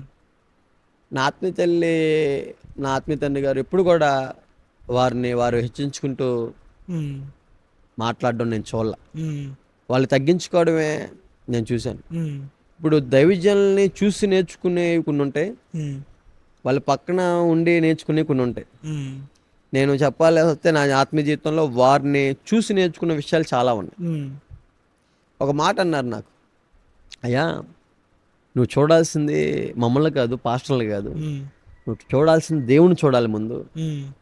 మాలో మేము మనుషులం, మాలో ఏదో లోపం నీకు కనపడేది. అవును. ఆ లోపం నిన్ను దేవునికి దూరం చేయకూడదు. ఉమ్. నువ్వు దేవుని చూసావు అనుకో, ఉమ్. నీ లోపల నీకు కనపడతాయి. ఎందుకంటే దేవునిలో ఏ లోపం లేదు, ఉమ్. నీకుంది. మేము ఎలాంటి వాళ్ళం అంటే, ఒక పెద్ద ట్యాంకులో ఉన్న వాటరు నీ నోటికి రావాలంటే మధ్యలో ఒక పైప్ ఉండి చూసావా, ఉమ్. ఉమ్. ఆ పైప్ మా అలాంటి వాళ్ళం ఉమ్. అని చెప్పారండి. ఉమ్. ఎందుకంటే వాళ్ళు చాప కింద నీరు అంటారు చూసారా, ఉమ్. ఉమ్. అటువంటి పరిచర్య. అవును. వాళ్ళు ఎక్స్పోజ్ చేసుకోరు ఎక్కడ కూడా, ఉమ్. ఇష్టపడరు కూడా. ఉమ్. దేవునికి మహిమ రావాలని కోరుకుంటారు ఎప్పుడు. ఉమ్. నేను అదే నేర్చుకున్నాను. అందుకే నా జీవితంలో నా ఫోన్లో ఇన్స్టాగ్రామ్ లేదు, ఇప్పుడు ఉమ్. ఫేస్బుక్ అకౌంట్ లేదు, ఉమ్. ఏమండి టిక్టాక్లు అలాంటివి ఏ ఉండవు, ఉమ్. స్నాప్చాట్లు ఏ ఉండవు. ఉమ్. ఎక్కువ మాట్లాడితే యూట్యూబ్ ఛానల్ కూడా లేదు, ఉమ్. ఇంకా గట్టిగా మాట్లాడితే బ్యాంక్ అకౌంట్ కూడా లేదు. బ్యాంక్ అకౌంట్ కూడా లేదన్న మీకు? లేదు. Right right yeah. అన్నా, అంటే మీరు ఒకటి సన్నివేశంలో మీరు ఒకటి చెప్పారన్న, నన్ను మా ఇంట్లో వాళ్ళే ఏదోలాగా చూస్తారు, వీడు ఇట్లా ఉన్నాడు జుట్టు పెంచుకొని, ఖచ్చితంగా tattoos వేసుకొని, లేదా డ్రగ్స్ తీసుకుంటా, ముందు తాగుతా. అంటే మీరు చెప్పిన సాక్ష్యంలో అన్న, నేను ఫస్ట్ సాక్ష్యం చెప్పంగానే, ప్రేయర్ అయిపోగానే మా ఆత్మీయ తల్లి నన్ను చాలా ప్రేమగా పలకరించారు, ఆదరణ నాకు దొరికింది అని చెప్పారన్న. దాని విషయం మీరు ఏమంటారన్న? నేను ఎవరైతే ఏమండి క్రీస్తుని కలిగి జీవిస్తారో వారిలో క్రీస్తు ప్రేమ ఇతరులకి ఏమండి ప్రభావితం చేయిస్తారని నేను అది ఆమెలో చూశాను, మా ఆత్మీయ తల్లిదండ్రులు. ఎందుకంటే ఆమె క్రీస్తుని కలిగి ఉన్నారు. క్రీస్తు ప్రభు వారు ఆయన సమాధానానికి కర్త. చాలా దీర్ఘశాంతం కలిగిన వ్యక్తి ఆయన అవును. అవును. కదా. అవును. అదే ఏదైతే వాక్యం చెప్తున్నారో హ్మ్. నన్ను పోలి నడుచుకున్న లేఖనాలు హ్మ్. ఎలాగైతే యేసుప్రభు వారు అన్నారో హ్మ్. అది నేర్చుకున్న మా ఆత్మీయ తల్లిదండ్రులు అదే మాకు నేర్పారు. హ్మ్. అదే మాకు నేర్పారు. వారి దగ్గర మేము అదే నేర్చుకున్నాం. హ్మ్. ఆ ప్రేమ నిజంగానే క్రీస్తు కలిగి ఉండకపోతే రాదండి. హ్మ్. ఇప్పుడు మామూలుగా నన్ను ఆ చర్చికి వచ్చిన స్టార్టింగ్ రోజే హ్మ్. సాత్విక్ తెలుసు నా జీవితం ఏంటో. హ్మ్. సాత్విక్ వాళ్ళ ఫ్రెండ్స్కి తెలుసు నా జీవితం ఏంటో. హ్మ్. ఆ ప్రాంతంలో సగం మందికి తెలుసు నా జీవితం. ఆ చర్చికి వచ్చిన వాళ్ళు సగం మంది తెలుసు నా జీవితం. హ్మ్. అందరూ ఏమనుకుంటారు, హ్మ్. ఈడొచ్చాడండి చర్చికి, అవును. ఎందుకు వచ్చాడు అవును. అని అన్నారు. హ్మ్. అంతెందుకు మొన్న మా ఆత్మీయతలు ఒక మాట అన్నారు నాతో. హ్మ్. అరే నువ్వు చర్చికి వచ్చావు కదా అన్న, హ్మ్. చర్చికి వచ్చినప్పుడు ఒకళ్ళు ఇలా అన్నారా నాతో. హ్మ్. ఏమన్నారమ్మా అంటే, వీడు నటిస్తున్నాడు, వీడు హ్మ్. మామూలుడు కాదు, వీడు నటిస్తున్నాడు అదే. అని అన్నారంట. హ్మ్. మా ఆత్మీయ తల్లి ఇంకా సరే నటిస్తే నటించినామండి, ఎన్ని రోజులు నటిస్తాడో హ్మ్. అని ఏం సమాధానం చెప్పింది. హ్మ్. వాస్తవానికి ఆ అన్నోళ్ళు లోకంలో పడి తిరుగుతున్నారు, హ్మ్. నేను మాత్రం దేవుళ్ళు ఎదిగానండి. హ్మ్. అవును. అంటే ఆమె ప్రేమ చూపించిన బట్టే కదా. హ్మ్. అవును. ఒక ఆదరణ దొరికింది ఆమె ద్వారా. దేవుడు ఆమెను వాడుకున్నాడు నా హ్మ్. జీవితంలో. హ్మ్. ఇందాక మా ఆత్మీయ తల్లి తను తగ్గించుకొని ఏమన్నారని చెప్పాను. ట్యాంక్లో ఉన్న వాటర్ నా నోట్లోకి రావాలంటే మధ్యలో మధ్యలో పైప్ ఒకటి పైపు. అవును. ఉండాలి. అవును. ఆ పైపు లేకపోతే వాటర్ నా నోట్లోకి రావు. రాదు రావు. అవును. అవును. కదా. అవును. సో ఆ విధంగా మరి హ్మ్.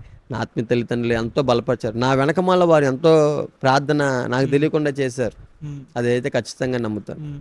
మీరు నిలబడటానికి కారణం వాళ్ళే అంటారు. ఖచ్చితంగా వాళ్ళేనండి. హ్మ్. ఎందుకంటే నా ఆత్మీయ తల్లి యొక్క ఆరోగ్యం సహకరించకపోయినా సరే హ్మ్. ఆమె టైంకి పడుకోవాలి, టైంకి తినాలి. హ్మ్. ఆయన నాలాంటోడి కోసం ఒక కేర్ తీసుకొని పొద్దున్నే హ్మ్. 5ంటికి లేపి హ్మ్. వాక్యం నాకు చదివిస్తూ ఉండేవారు. హ్మ్. చదివించి ఏమి నీకు అర్థమవుతుంది నాకు చెప్పు అనేవాళ్ళు. హ్మ్. ఆ అంత కేర్ వాక్యం తీసుకుంటారన్నా? ఆ, నా ఒక్కడి పట్లే కాదు, హ్మ్. సంఘం అందరి పట్ల. హ్మ్. అంతే కదండి. హ్మ్. ఎలాగైనా సరే కొందరిని అగ్ని నుంచి లాగాలని లేఖనాలు సెలవిస్తున్నాయి. హ్మ్. సంఘానికి ఎవరైతే వస్తారో వారి మీద ఖచ్చితంగా బాధ్యత, భారము హ్మ్. దైవజనులకు ఉంటుంది. హ్మ్. స్టిల్ ఇప్పుడు కూడా మా ఆత్మీయ తల్లి ఉదయం 3ంటికి లేస్తారు, అందరి కోసం ప్రార్థన చేస్తారు. హ్మ్. ఎవరైనా బలహీనతగా ఉంటే వాళ్ళతో పర్సనల్గా మాట్లాడతారు. హ్మ్. ఉమ్. ఆమె కింద స్టాఫ్ చాలా మంది ఉంటారండి. హ్మ్. అయినా కూడా మాతో మాట్లాడడానికి ఆమె ఇబ్బంది పడరు. హ్మ్. ఇప్పుడు లోకంలో ఉన్న యవనస్తులకి ఒక్క మాట చెప్పాలంటే ఏం చెప్తారమ్మా? లోకంలో ఉన్న యవనస్తులకు ఒక మాట చెప్పాలంటే, యవ్వన ప్రాయం అనేది చాలా విలువైనది, హ్మ్. గొప్పది కూడా. హ్మ్. ఎందుకంటే యవ్వన ప్రాయంలో ఉన్న బలము హ్మ్. బాల్యంలో ఉండదు, హ్మ్. వృద్ధాప్యంలో ఉండదు. హ్మ్. బలం అంటే ఎప్పుడు ఉండిద్దంటే యవ్వన ప్రాయంలోనే. హ్మ్. ఈ బలాన్ని మనం మంచిగా ఉపయోగిస్తే మంచిగా ఉంటుంది, హ్మ్. చెడుగా ఉపయోగిస్తే చెడుగా హ్మ్. ఉంటుంది. హ్మ్. చెడుగా ఉపయోగించేటప్పుడు మనకి హ్యాపీగా ఉండొచ్చు కానీ ఆ తాత్కాలికమైన ఆనందము హ్మ్. మనల్ని ఎంతో నాశనానికి దారితీస్తుంది, మనకు విలువ లేకుండా చేస్తుంది. హ్మ్. అదే మంచికి ఉపయోగిస్తే హ్మ్. మనకి మంచి పేరు ఉండుద్ది, హ్మ్. మన విలువ ఉండుద్ది, హ్మ్. మన బట్టి హ్మ్. హ్యాపీగా అవుతారు. అవును. ఒకప్పుడు దేవుని ఎరగని నేను హ్మ్. నా యవ్వన ప్రాయం అంతా ఈ లోకానికి, పాపానికి, వ్యసనాలు ఖర్చు పెట్టాను. హ్మ్. నాకు సమాధానం లేదు, హ్మ్. నెమ్మది లేదు, విలువ కూడా లేదు. హ్మ్. ఇప్పుడున్న దేవుడిచ్చిన బలము యవ్వన ప్రాయము. హ్మ్. నేను ఆయన ఖర్చు పెడుతున్నాను. ఎక్కడికి వెళ్ళినా దేవుడు నాకు విలువ ఇచ్చాడు, నా తల ఎత్తాడు, హ్మ్. నన్ను తోకగా ఉంచలేదు. హ్మ్. నా బట్టి నా కుటుంబానికి సమాధానం, హ్మ్. నా బట్టి నా ప్రాంతానికి హ్మ్. సమాధానంగా ఉంది హ్మ్. కదా. అవును. ఇక నేను మంచి చెడు గురించి చెప్పా. హ్మ్. మంచిలో ఎలా ఉన్నాను, చెడులో ఎలా ఉన్నాను అనే హ్మ్. ఒక డిఫరెన్స్ చూపించాను. హ్మ్. ఇప్పుడు ఆ యవ్వనస్తుడు కూడా హ్మ్. మంచిగా ఉంటే ఎంత బాగుండిద్దో, హ్మ్. చెడుగా ఉంటే ఎంత నష్టపోతాడో హ్మ్. ఇంకా వాడి చేతిలో ఉంది. హ్మ్. డిసైడ్ చేసుకోవాల్సింది ఆ యవ్వనస్తుడు. హ్మ్. ఇప్పుడు గుర్రానికి అండి చెరువు దగ్గర తీసుకెళ్తారంట, హ్మ్. తాగాల్సింది అది, అవును. మనం బలవంతంగా తాగించలేం దాన్ని. తాగించలేం. హ్మ్. అదేవిధంగా ఆలోచించాలి హ్మ్. యవ్వనస్తుడు తన హ్మ్. జీవితం ఏంటనేది. తను ఎంతసేపు దేని గురించి ఆలోచిస్తున్నానంటే ఏదో విధంగా ఎంజాయ్ చేయలేని ఒక ఆలోచనలో, చెడు మార్గంలో పోతున్నాడు తప్ప హ్మ్. నేను బాగుపడాలి, హ్మ్. ఇంకొన్ని బాగుపరచాలన్న ఒక ఆలోచనలో లేడు. హ్మ్. అది జరుగుతుంది. మీ దగ్గరికి వస్తున్నానని కొంతమందికి చెప్తాను. వాళ్ళు కొన్ని ప్రశ్నలు రాసి నాకు పంపించారన్న. ఓకే. మిమ్మల్ని అడగమని ఆ, చెప్పారు. అయి కొన్ని అడుగుతా అన్న. అడుగు. ఇప్పుడు యవ్వనస్తులు చెడిపోవటానికి కారణం సినిమాలేనా? ఖచ్చితంగా బ్రదర్. హ్మ్. సినిమాలు, ఈ సోషల్ మీడియా అని చెప్పొచ్చు. హ్మ్. ఎందుకంటే మనం ఏది చూస్తామో అదే మనల్ని ప్రభావితం చేస్తుంది. ఉమ్, అది ఏదైనా సరే. ఉమ్, ఆ, నేను ఎక్కువ ఎక్కడికి వెళ్ళినా ఎగ్జాంపుల్ చెప్పేది ఏంటంటే సీరియల్ గురించి చెప్తా. ఉమ్, ఇప్పుడు సీరియల్ చూస్తున్న వాళ్ళు అందులో ఒక ఎమోషన్ సీన్ వస్తే వీళ్ళు ఎమోషనల్ అయిపోతారు. వీళ్ళు ఎమోషనల్తో ఏడుస్తారు. ఉమ్, వాస్తవానికి ఆలోచిస్తే వాళ్ళు నిజంగా ఏడవరు, ఉమ్, కానీ చూసేవాళ్ళు ఏమవుతున్నారు, నిజంగానే ఏడుస్తున్నారు. హ, వాళ్ళు ఆ గ్లిజరిన్ రాసుకోక్కర్లా, అవును. ఆ ఎమోషన్ వీళ్ళని ప్రభావితం చేస్తుంది కదా. అవును. అక్కడ సినిమాల్లో చెడే ఎక్కువ యూత్ని ప్రభావితం చేస్తుంది, ఉమ్, మంచి ఉమ్, ప్రభావితం చేయడం తక్కువ. ఉమ్, ఎందుకంటే వాక్యంలో దేవుడు చెప్తున్నాడు ఉమ్, ఏమని తెలుసా, మనిషి ఎప్పుడు చెడునే కోరుకుంటాడు తప్ప మంచిని అంత తొందరగా యాక్సెప్ట్ చేయడు. ఉమ్, హృదయం అన్నిటికంటే ఘోరమైనది, మోసకరమైనది. ఉమ్, హృదయము తన తలంపులు, ఆలోచనలు ఎక్కువ నెగిటివ్ తలంపుల వైపు వెళ్తాం తప్ప ఆలోచన ఉమ్, పాజిటివ్గా అంత తొందరగా రాదు. ఉమ్. ఇంకా మీ సో ఒంటి మీద టాటోస్ ఉన్నాయన్న? అయితే ఉన్నాయి. ఉంటే ఎందుకు ఉంచుకున్నారు అనేది ప్రశ్న అన్న. ఎందుకు ఉంచుకున్నారంటే వాటిని తీయాలంటే కొంచెం ఖర్చుతో కూడుకున్న పని. ఉమ్, మాదంత స్తోమత లేదు. ఉమ్, తీయాలంటే చాలా డబ్బు కావాలి. ఉమ్, ఓకే. ఒకటి రెండు కాదుగా, ఎక్కడి నుంచి మొదలు పెడితే కాలు వరకు ఉన్నాయి నాకు. ఒళ్ళంతా పొట్ట మీద, వీపు మీద, ఉమ్, మోకాళ్ళ మీద, చేతుల మీద. ఉమ్. మరి ఎంత? ఇవన్నీ తీయాలంటే చాలా డబ్బుతో కూడుకున్న పని కాబట్టి అవును. మాకు అంత స్తోమత లే కాబట్టి నేను తీపించుకోలేదు అనమాట. ఉమ్, సో ఇవే సాక్ష్యాలుగా నేను ఇతరులకు చూపిస్తున్నాను. అవును. కొంతమంది ఇప్పుడు ఏమంటున్నారంటే ఏం చెప్పి నిజమా అబద్ధం అనే ఒక ఆలోచనలు ఉంటారు. ఉమ్, అప్పుడు నేనేమంటాను, ఇదిగోండి నా శరీరం మీద ఈ పచ్చబొట్లు ఇవన్నీ చూడండి ఏ విధంగా ఉన్నాయో, ఆ విధంగా జీవించాను. తెలియక నేను ఒకప్పుడు వేయించుకున్నాను. ఇప్పుడు మళ్ళీ దేవుడు నమ్ముకున్న తర్వాత ఒక్కసారి కూడా ఆ పచ్చబొట్టు అనేది నా బాడీ మీద ఇంకు పర్లేదు మళ్ళా అని చెప్పాను. ఉమ్. నా జీవితంలో మా తల్లిదండ్రులు ఒక విత్తనం నాటారు. అది పెద్దయ్యే కొంది అది వాళ్ళకి మంచి బహుమానాన్ని ఇచ్చింది, దుఃఖం అనే బహుమానాన్ని ఇచ్చింది అన్నారు కదా. అది ఏ విత్తనం అన్నా అది ఎలా ప్రభావితం చేసింది మీ జీవితంలో? గారాబం. గారభం. యా. ఎందుకంటే పుట్టిన పిల్లలకి మొదటి గురువులు తల్లిదండ్రులే అవును. కదా. అవును. తల్లిదండ్రులు మరి గారాబం చేశారు కాబట్టి ఉమ్, ఆ గారాబం నా జీవితంలో మాట వినని స్వభావంలోకి నడిపించింది నన్ను. ఉమ్, ఇంక ఎవరు చెప్పినా, తల్లిదండ్రులు చెప్పినా, ఎవరు చెప్పినా సరే ఉమ్, వినని స్వభావంతో జీవించాను. ఉమ్, మరి యవ్వన ప్రాయంలోకి వచ్చిన తర్వాత నా తల్లిదండ్రులు చెప్పిన మాట కూడా వినకుండా నేను తాగుతూ తందనాడుతూ తిరిగాను. ఉమ్, మరి అలా చూస్తున్న కొడుకుకి మరి ఆమెకు వచ్చింది కన్నీరే కదండి, బాధే కదా. ఉమ్, ఏకో కొడుకు కూడా పాడైపోవాలని ఏ తల్లిదండ్రులు కోరుకోరు, అవును. బాగుండాలనే కోరుకుంటారు. ఉమ్, ఒకవేళ మా అమ్మ నా చిన్న వయసులో క్రమశిక్షణ అనే విత్తనం విత్తుంటే బాగుండేది. ఉమ్, మనుషుడు ఏ విత్తనం విత్తుతాడో ఉమ్, ఆ పంటే కొయ్యాలని లేఖనాలు సెలవిస్తుంది అవును. కదా. అవును. మా అమ్మ మరి గారాబమ్మ అనే విత్తనం విత్తారు. ఉమ్, ఆమె ఏ విత్తనం అయితే విత్తారో ఆ పంటే కోసుకున్నారు. ఉమ్, క్రమశిక్షణ అనే విత్తనం విత్తుంటే ఆమె కోసుకునే పంట వేరే రకంగా ఉండేదేమో. అవును. అది అవును. ఇప్పుడు చాలామంది తల్లిదండ్రులన్నా ఇప్పుడున్న తల్లిదండ్రులు అందరూ కూడా పిల్లలకి భయభక్తులు నేర్పించట్లేదు, క్రమమైన భక్తి నేర్పించట్లేదు, గౌరవం, పెద్దవాళ్ళకి గౌరవించడం నేర్పించట్లేదు. ఒకవేళ చర్చిలకి తీసుకొచ్చిన చర్చిలో వాళ్ళు ఇష్టం వచ్చినట్టు పిల్లల్ని తిరగనిస్తారు, పక్కన కూర్చోబెట్టుకొని ఒక దెబ్బేస్తే కూర్చుంటారు అని తెలిసి కూడా దాన్ని కొట్టరు వాళ్ళని. మరి అట్లాంటి వాళ్ళు గారాబం చేయటం కరెక్ట్ అంటారా లేదా తప్పు అంటారన్నా? చాలా రాంగ్ అండి. నా దగ్గరికి వచ్చి, నేను చాలా చోట్లకి వెళ్తా కదా, నా దగ్గరికి వచ్చి కొంతమంది మాట్లాడతారు, అయ్యా మా అబ్బాయిని సమర్పించేసుకున్నాం అయ్యా చిన్నప్పుడే, కానీ వీడు చూస్తే లోకంలో పడి తిరుగుతున్నాడయ్యా అని అంటారు. నేను అంటాను, సమర్పించుకోవడం గొప్ప విషయం కాదు, పెంచడం గొప్ప విషయం. బాలుడు నడవలసిన త్రోవలో వాడికి నేర్పించడం గొప్ప విషయం. వాడికి నువ్వు నేర్పకుండా సమర్పించేసుకున్నా అంటే ఎలాగా, అంతే కదా. వాడికి నేర్పాలి, నువ్వు చిన్న వయసు నుంచి నేర్పాలి, ఖచ్చితంగా నేర్పాలి. క్రమశిక్షణ అనే మార్గంలో నేర్పాలి, విలువలు నేర్పియాలి. అన్నం తినకపోతే ఫోన్ ఇచ్చేసి ఈ నేర్పితే అంటే ఇంకంతే సంగతులు. ఆనాడు మాకు టీవీలు పెట్టారు అన్నాలు తినకపోతే, ఇప్పుడు ఫోన్లు ఎత్తున్నారు. ఇప్పుడు ఫోన్లు వీళ్ళు ఏం చూస్తున్నారో వాళ్ళకే తెలియదు. వాళ్ళు ఆ వయసులో చూడకుండానే చూస్తున్నారు. అవి ఏమవుతున్నాయంటే ప్రభావితం చేస్తున్నాయి పిల్లల్ని. ఇప్పుడు చూడండి, మా జనరేషన్ కంటే ఇప్పుడు వస్తున్న జనరేషన్ ఇంకా చెడిపోతుంది కదా. హౌ? మొబైలే మరి, అందులో ఏం చూస్తున్నారో తెలియదు. ఏమండి, అప్పుడు నేను టిక్టాక్లో చేస్తూ ఉండేవాడిని. ఉమ్. అవి ఇప్పుడు ఇన్స్టాగ్రామ్ రీల్స్లో చేస్తున్నారు చాలామంది. అందులో సగం సగం మంది పిల్లలే చేస్తున్నారు. అవును, వాళ్ళ చేతిలో పుస్తకాలు లేవు, ఫోన్లు ఉంటున్నాయి. ఫోన్లు ఉంటున్నాయి. అవును. ఉమ్. ఉమ్. జ్ఞానం చూస్తుంది, జ్ఞానం ఇంకా. కొంతమంది పిల్లలు గేమ్లకి బాగా ఎడిక్ట్ అయిపోతున్నారు. ఉమ్. జ్ఞానం నుంచి వచ్చింది జ్ఞానం. ఉమ్. చాలా మంది చదువులు మానేసి ఇళ్లలో కూర్చున్న వాళ్ళు నా బంధువులే ఉన్నారు అందులో. ఉమ్. పిల్లలు ఉమ్. ఇప్పుడు వాళ్ళని 2 కొట్టి మళ్ళీ పంపించాలి అనే ఆలోచన లేరు. ఎందుకంటే కుటుంబమే, తల్లిదండ్రులే సరిగ్గా లేదు ఫస్ట్ ఆఫ్ ఉమ్. ఆల్. ఉమ్. అంటే మీరు సాక్ష్యంలో చెప్పారన్నా, నన్ను కొడితే నేను బయటికి వెళ్ళిపోతానేమో, ఇల్లు వదిలేసి వెళ్ళిపోతానేమో, ఏమైనా చేసుకుంటానేమో అనుకొని నన్ను కొట్టలేదు అన్నారు. అంటే ఆ వయసులోనే కొట్టుంటే బాగుండేదేమో అని నేను అనుకుంటా. మీరేమంటారన్నా? అంటే ఇప్పుడు ఆలోచనలు ఎలా ఉన్నాయంటే అండి, ఏదో ఒకటి చేసేసుకోవాలి, నా మాట ఎవరు అనట్లేదు అనే బ్లాక్మెయిల్ చేసేవాళ్ళు ఉన్నారు. ఉమ్. అవును. ఒకవేళ కొడితే బాగుండేదేమో నాకు ఆ రోజు, ఉమ్. అవును. నేను అనుకుంటాను. ఉమ్. కొడితే బాగుండిద్దేమో ఆ రోజు, ఈ ఉమ్. పాటికి నేను ఇక్కడ ఇలా ఉండేవాడిని కాదు. ఉమ్. నా స్నేహితులు చాలామంది చాలా హై పొజిషన్లో ఉన్నారు. ఉమ్. నేను కాన్వెంట్ స్కూల్లో చదువుకున్నా కాబట్టి ఉమ్. వాళ్ళందరూ మంచి హై పొజిషన్లో ఉన్నారు. ఉమ్. ఉమ్. నేను చదువుకోలేదు. నా ఉమ్. జీవితం అంతా ఏమైపోయింది, గతం పాడైపోయింది కదా. పాడైపోయింది. అవును. ఇప్పుడు ఏదో దేవుని కృప బట్టి, ఉమ్. కేవలం దేవుని కృప బట్టే నేను ఈరోజు ఇలా ఉన్నాను. ఉమ్.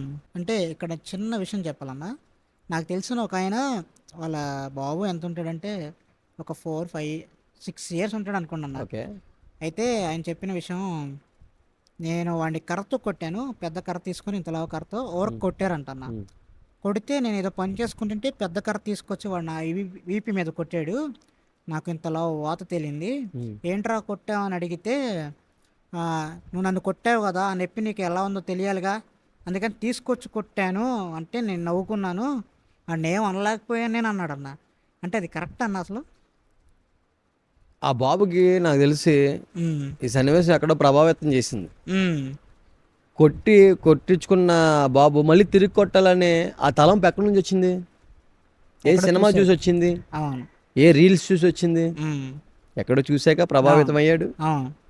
ఇప్పుడు ఒక తమ్ముడు హెయిర్ స్టైల్ బాగుంది, ఉమ్. తమ్ముడు నీ హెయిర్ స్టైల్ బాగుంది అంటాను నేను. ఉమ్. వాస్తవానికి ఆ హెయిర్ స్టైల్ ఆ తమ్ముడిది కాదు. ఉమ్. ఇప్పుడు ఏదో అందరు ఇక్కడ ఏదో కొట్టించుకుంటున్నారు కదా సగం తీసి, అవును. అవును. అవును. అది వాళ్ళది కాదు. వాళ్ళు ఎక్కడో చూసి ప్రభావితం అయ్యారు. ఎక్కడో సినిమాల్లోనో అలాగే ఈ బాబు కూడా ఎక్కడో ప్రభావితం అయ్యి ఉంటారు ఖచ్చితంగా, నాకు అనిపించింది. అంటే తను గద్దించకుండా నవ్వాడు అంటన్న. ఉమ్. అదే కొంచెం నాకు వింతగా అనిపించింది. తప్పది. అవును. ఎందుకంటే ఎథిక్స్ నేర్పేయాలి వాడికి. ఇవాళ చిన్న వయసులోనే కొట్టినోడు రేపు పొద్దున కాలుతో ఖచ్చితంగా కొడతాడు, కదా. ఖచ్చితంగా కొడతాడు కదా. వాడికి అప్పుడే చెప్పి ఉంటే మనం బాగుండేది. ఎలా ఆలోచిస్తామంటే చిన్నపిల్లలు కదా, వీళ్ళకి ఇంకా ఏం తెలియదులే అనుకుంటాం. ఇప్పుడు అందరికీ, ఇప్పుడు చిన్నపిల్లలకి అంతా తెలుస్తుంది. 4 years ఆ బాబుకి ఫోన్ ఇవ్వండి, ఏం చేస్తున్నారు ఫోన్ మొత్తం అసలు మామూలుగా ఆపరేట్ చేయట్లే. నేను చాలా మందిని గమనించానండి పిల్లల్ని, అందుకే మాట చెప్తున్నాను. నాకంటే బాగా ఆపరేట్ చేసే వాళ్ళు ఉన్నారు పిల్లలు. ఎక్కడి నుంచి వచ్చింది వాళ్ళకి అంతా చూడండి. అప్పుడు కొట్టకపోవటం యవనస్తులకి ఇప్పుడు బెనిఫిట్ అయిద్దేమో అంటానన్నా, మిమ్మల్ని కొట్టకపోవటం. ఎందుకు ఆ మాట అనాల్సి వచ్చిందంటే, అప్పుడే మీరు క్రమంగా ఉండుంటే మాకు ఎల్విన్ బర్నబాస్ దొరికేవాడు కాదేమో. సరే, అదే కేటగిరీలో ఉన్న అనేక మంది బ్యాడ్ బాయ్స్ వాళ్ళు చచ్చిపోవాలి అప్పుడు benefit that's not a benefit అన్న. అవును కదా. అవును సేమ్ అదే క్యారెక్టర్లో ఉన్న బ్యాడ్ బాయ్స్ ఇలా క్యారెక్టర్ ఉన్న వాళ్ళు చాలా మంది మరణించారుగా. అవును అవును ఆలోచించండి ఎంత తక్కువ. అవును. కొంతమంది ఇలాగే అన్నారు, అన్న నీలాగా నేను అన్ని పాపాలు చేసేసి దేవుణ్ణి తెలుసుకుంటాను అన్న అంట. ఎలాగే? ఒకప్పుడు తెలియక చేశాను కాబట్టి కనికరింపబడ్డా, నువ్వు తెలిసి చేస్తా అంటే ఏంటి? అవ్వదు కదా అది. అంటే నేను అంటుంది అదేనన్నా, మీరు ఆల్రెడీ అనుభవించారు కాబట్టి ఇంకొకరిని ఆ దారిలో వెళ్తుంటే సరి చేయడానికి దేవుడు మిమ్మల్ని ఉంచారేమో అంటాను నేను. అంతే, కరెక్టే. నేను ఆ విషయం గట్టిగా నమ్ముతాను. ఎందుకంటే ఒక తాగుబోతాడు దగ్గరికి వెళ్ళి పాస్టర్ చెప్తే అర్థం కదండి. అవును అవును. నాలాంటి తాగుబోతాడు, మార్పు చెందిన తాగుబోతాడు చెప్తే ఆలకిస్తాడు, ఆలోచనలో పడతాడు. అరే ఈయన ఎలా మానేయాడు, ఏ విధంగా ఎలా రిపేర్ అయ్యింది తన జీవితం, ఆ మెకానిక్ నా జీవితం కూడా రిపేర్ చేస్తాడా అనే హోప్లోకి వెళ్తాడు. అదే ఇందాక మెకానిక్ అంటే దేవుడు అనుకున్నాం కదా, మనుషుల మెకానిక్. సో ఆ విధంగా ఇప్పుడు ఫర్ ఎగ్జాంపుల్ మీరే పాస్టర్ అనుకో, మీరు చెప్తే ఎవరు వినరు, ఏ పాస్టర్లు అందరూ ఇంటారు అంటారు. అదే ఒక విశ్వాస అయినా, ఒక సువార్థికుడైనా, ఒక పాస్టర్ అయినా ఆ అనుభవం గుండా నేను ఇలా పాడైపోయాను త్రాగుడు బట్టే నా జీవితంలో పాడైపోయిందని అని చెప్తే ఆ తాగే వ్యక్తి ఖచ్చితంగా వింటాడు. ఉమ్, అందరూ వింటారని చెప్పను, అవును కానీ ఖచ్చితంగా వింటారు. అవును. అది మీరు సేవ చేయాలని ఉందన్నా లేకపోతే కంటిన్యూగా ఇలా సువార్థికుల్లాగా మీ సాక్ష్య జీవితాన్ని పంచుకుంటూ అనేక మందిని మారుస్తారన్న? దేవుడి చిత్తం అండి. ఉమ్, ఉమ్, నేను ఒకటి బాగా బిలీవ్ చేస్తా. ఉమ్, ఎవరో క్రీస్తుని ధరించి సేవ చేసినా ఉమ్, వారు సేవ చేస్తున్నారు దేవుని. ఉమ్, దేవుని యొక్క శరీరంలో ఒక్కొక్కరు ఒక్కొక్క అవయవంగా ఉంటారు. ఉమ్, ఒకరు బోధిస్తారు, ఒకరు సువార్తలో ఉంటారు, ఉమ్, ఒకరు పరిచర్య చేస్తారు, ఉమ్, ఒకరు పాస్టర్ గారుగా ఉంటారు, ఉమ్, ఒకరు సువార్త గాయకులు ఉంటారు, ఉమ్, కొందరు ఏమండి మ్యూజిక్ కొట్టే వాళ్ళు ఉంటారు, ఉమ్, ఉమ్, కొంతమంది ప్యాడ్ వాయిస్ చేసే వాళ్ళు ఉంటారు. ఉమ్. ఇప్పుడు నేను మోకాల మీద సాక్ష్యం చెప్తున్నాను, అందరూ మోకాల మీద సాక్ష్యం చెప్పేయాలంటే అవదుగా. అవును అవును నిజమే. అవును ఎవరికి ఇచ్చిన తలంత వాళ్ళది. అవును. దేవుడు నాకు ఈ తలంతులో ఉమ్, పెట్టారు. ఉమ్, రేపొద్దున సేవ చేయాలి అని దేవుడు ఏర్పాట్లు ఉంటే ఉమ్, ఖచ్చితంగా చేస్తాను నేను. ఉమ్, ఎందుకంటే ఒక్కొక్కరికి ఒక తలంతు, 2 తలంతులు, 5 తలంతులు ఉమ్. ఇచ్చేది ఆయన. అవును. అది. ఉమ్, ఇప్పుడు మీలాగా నేను కీస్ కొట్టలేనుగా, అవును. నాలాగా మీరు సాక్ష్యం చెప్పలేరు కదా. చెప్పలేను. అవును ఎవరి తలంతు వాళ్ళది, కానీ అవును మన ఇద్దరం చేస్తుంది దేవుని సేవే. అవును. యా, ఉమ్, అది నేను అంటాను, అది నేను బాగా బిలీవ్ చేస్తాను. ఇంకొక ప్రశ్న కూడా అడిగారు ఇక్కడ. ఆ, ఇప్పుడు కొంతమంది సేవకులు ఫేమ్ రాగానే కొంచెం అందరు కదన్నా కొంతమంది, ఆ, 100లో ఒకళ్ళు అంటా నేను, అయితే వాళ్ళు కొంచెం గర్వం వస్తుందన్న మనసులో కానీ దేంట్లైనా కానీ. మరి ఎల్విన్ బర్నబాస్కి ఇప్పుడు గర్వం ఉందంటారా? నాకు గర్వం ఉందో లేదో నేను చెప్పడం కంటే మీరు చెప్పాలి. అవును. ఎందుకంటే నా ప్రవర్తన గమనిస్తున్న వారు మీరు. అవును. అవును. ఇప్పుడు నేను ఇక్కడ నాకు గర్వం లేదని చెప్పొచ్చు, ఉమ్, అవును అర్థమవుతుందా? అవును. ఎందుకంటే నా మాట మీద ఏదైనా సరే బేస్ ఉండిద్ది. ఉమ్, ఇప్పుడు నేను ఎక్స్ట్రాలు చేసేసి నేను గర్వంగా ఫీల్ అయిపోయి ఉమ్, ఇక్కడ మైక్ దగ్గర నాకు గర్వం లేదని చెప్తే అది అబద్ధం. ఉమ్, ఎందుకంటే నా గురించి మీరు ఇతరులకు అడిగేటప్పుడు ఆయన గర్వం ఉందా లేదా అని వాళ్ళు చెప్పే ఆన్సర్ చూసావా, ఉమ్, అది రైట్ ఆన్సర్. ఉమ్, ఆ గర్వం అనేది చాలా భయంకరమైనదండి. ఉమ్, ఎందుకంటే నా గత జీవితం నన్ను ఎంతగానో గర్విష్ఠిగా చేసింది, ఉమ్, ఒక అహంకారిగా చేసింది. ఉమ్, అవును. ఆ గర్వం ఎక్కడైతే మళ్ళీ నాలో ఏలుబడి చేస్తుందేమోనని, ఉమ్, అందుకే నేను ఈ సోషల్ మీడియాలో ఎక్కువ ఉండను. ఉమ్, చాలామంది అడుగుతారు, అదేంటన్నా ఆ సోషల్ మీడియాలో చాలా మీ వీడియోస్ ఉంటాయి, ఉమ్, మీరే అప్లోడ్ చేశారేమో అనుకుంటాం అంటారు. ఉమ్, నేను ఒక్క వీడియో కూడా అప్లోడ్ చేయలేను ఉమ్, ఇప్పుడు వచ్చి. నాకు ఉమ్, సోషల్ మీడియా లేదు, ఉమ్, నేను వాడను కూడా. ఉమ్, ఎందుకు వాడలేదు అంటే ఎక్కడ నాకు గర్వం అనేది మళ్ళీ పెరుగుతుందో అని నన్ను నేను నలకొట్టుకుంటుంటాను. ఉమ్, నేను చాలా చోట్ల మోకాల మీదే సాక్ష్యం చెప్పడానికి కారణం ఇదొకటి. ఉమ్, నాలో గర్వం అనేది మళ్ళీ ఆ ఉమ్, మొక్కలను తెంపేయాలి, మళ్ళీ అది రాకూడదు. ఉమ్, వచ్చింది చాలామంది. ఉమ్, చాలామంది ఏంటి, బైబిల్లోనే ఉన్నారు చాలామంది. ఉమ్, అవును నేను అవును. ఇప్పుడు చెప్పాను, ఉమ్, నేను 2వ దినవృత్తాంతం చదువుతున్నాను. ఉమ్, అందులో రాజులు ఉమ్, మొదటగా దేవుని దగ్గర బాగానే ఉన్నారు, దేవుడు హెచ్చించే బట్టికి వాళ్ళ గర్వం ఏర్పడింది, ఉమ్, మళ్ళీ ఆ లోకంలో పడిపోయిన స్థితిలో ఉన్నాయి కదా. ఉమ్, అవును ఉమ్. అవును. అయితే నేను అంటాను మీకు 0.001% కూడా గర్వం లేదంటానన్న. ఎందుకంటే మేము రాంగల్నే మమ్మల్ని అతిరీటిగా మీరు ప్రేమిస్తారని మేము ఎక్స్పెక్ట్ చేయాలి ఫస్ట్ థింగ్. ఓకే. అంటే చాలా బాగా వెల్కమ్ చెప్పారు మాకు. చాలా మేము కొంచెం లేట్ అయినా కూడా మాకు సహకరిస్తా, పర్లేదు తమ్ముడు పెట్టుకోండి పెట్టుకుంటా అంటే. అంటే చాలామంది కూడా ఇలా ఉండరన్న అని నేను అంటా. నేను అదే కొంచెం అంటున్నా, లేట్ అవుతుంటే నా ఏంటి గురించి ఇంకా నేను లేట్ అవుతుంది. చెప్పుకోకూడదు గర్వం అని, నువ్వు చెప్పాలా గర్వం ఉందో అదే అన్న లేదని. అదే చాలా బాగా రిసీవ్ చేసుకున్నారన్న. థ్యాంక్స్ ఫర్ దట్ అన్న. ఫస్ట్లో మీ సాక్ష్యాలు చూసినప్పుడు నిలబడి చెప్పారు, ఒక 4-5 చోట్ల నిలబడి చెప్పారు. తర్వాత చూస్తే మోకాళ్ళ మీదకి వచ్చేసారు. యా, దానికి రీజన్ ఏంటన్నా? నేను మోకాళ్ళ మీద సాక్ష్యం చెప్పడానికి కారణం ఒకళ్ళ జీవితం నన్ను ప్రభావితం చేసింది. ఉమ్, ఒక దైవజనులు, నేను ఒకసారి సువార్తకు వెళ్ళాను, ఉమ్, సువార్త పరిసరికి ఉమ్, వెళ్తేనేమో అక్కడ చాలా వయసులో పెద్ద ఆయన, ఉమ్, నాకు ఆయన పేరు జ్ఞాపకం లేదు కానీ ఆయన అనుభవం నాకు జ్ఞాపకం ఉంది. ఉమ్, ఆయన మోకాళ్ళ మీద వాక్యం చెప్తున్నారు, ఉమ్, చాలా వయసులో పెద్ద ఆయన. ఉమ్, నాకు అనిపించింది, ఒరే ఆయనే మోకాళ్ళ మీద చెప్తున్నాడు, నేను యవనస్తుడిని, ఉమ్, నేను ఎందుకు చెప్పకూడదు, ఉమ్. నేను అంటే ఎందుకు మీరు చెప్పకూడదు. మోకాళ్ళ మీద ఉండి కనీసం అట్లు మోకాళ్ళు మామూలుగా ప్రేయర్ చేసుకునేటప్పుడు ఒక గంట సేపు మోకాళ్ళ మీద ఉంటేనే కాస్త నిప్పులు పుడితే వెళ్ళి అనుకుంటాం మనం.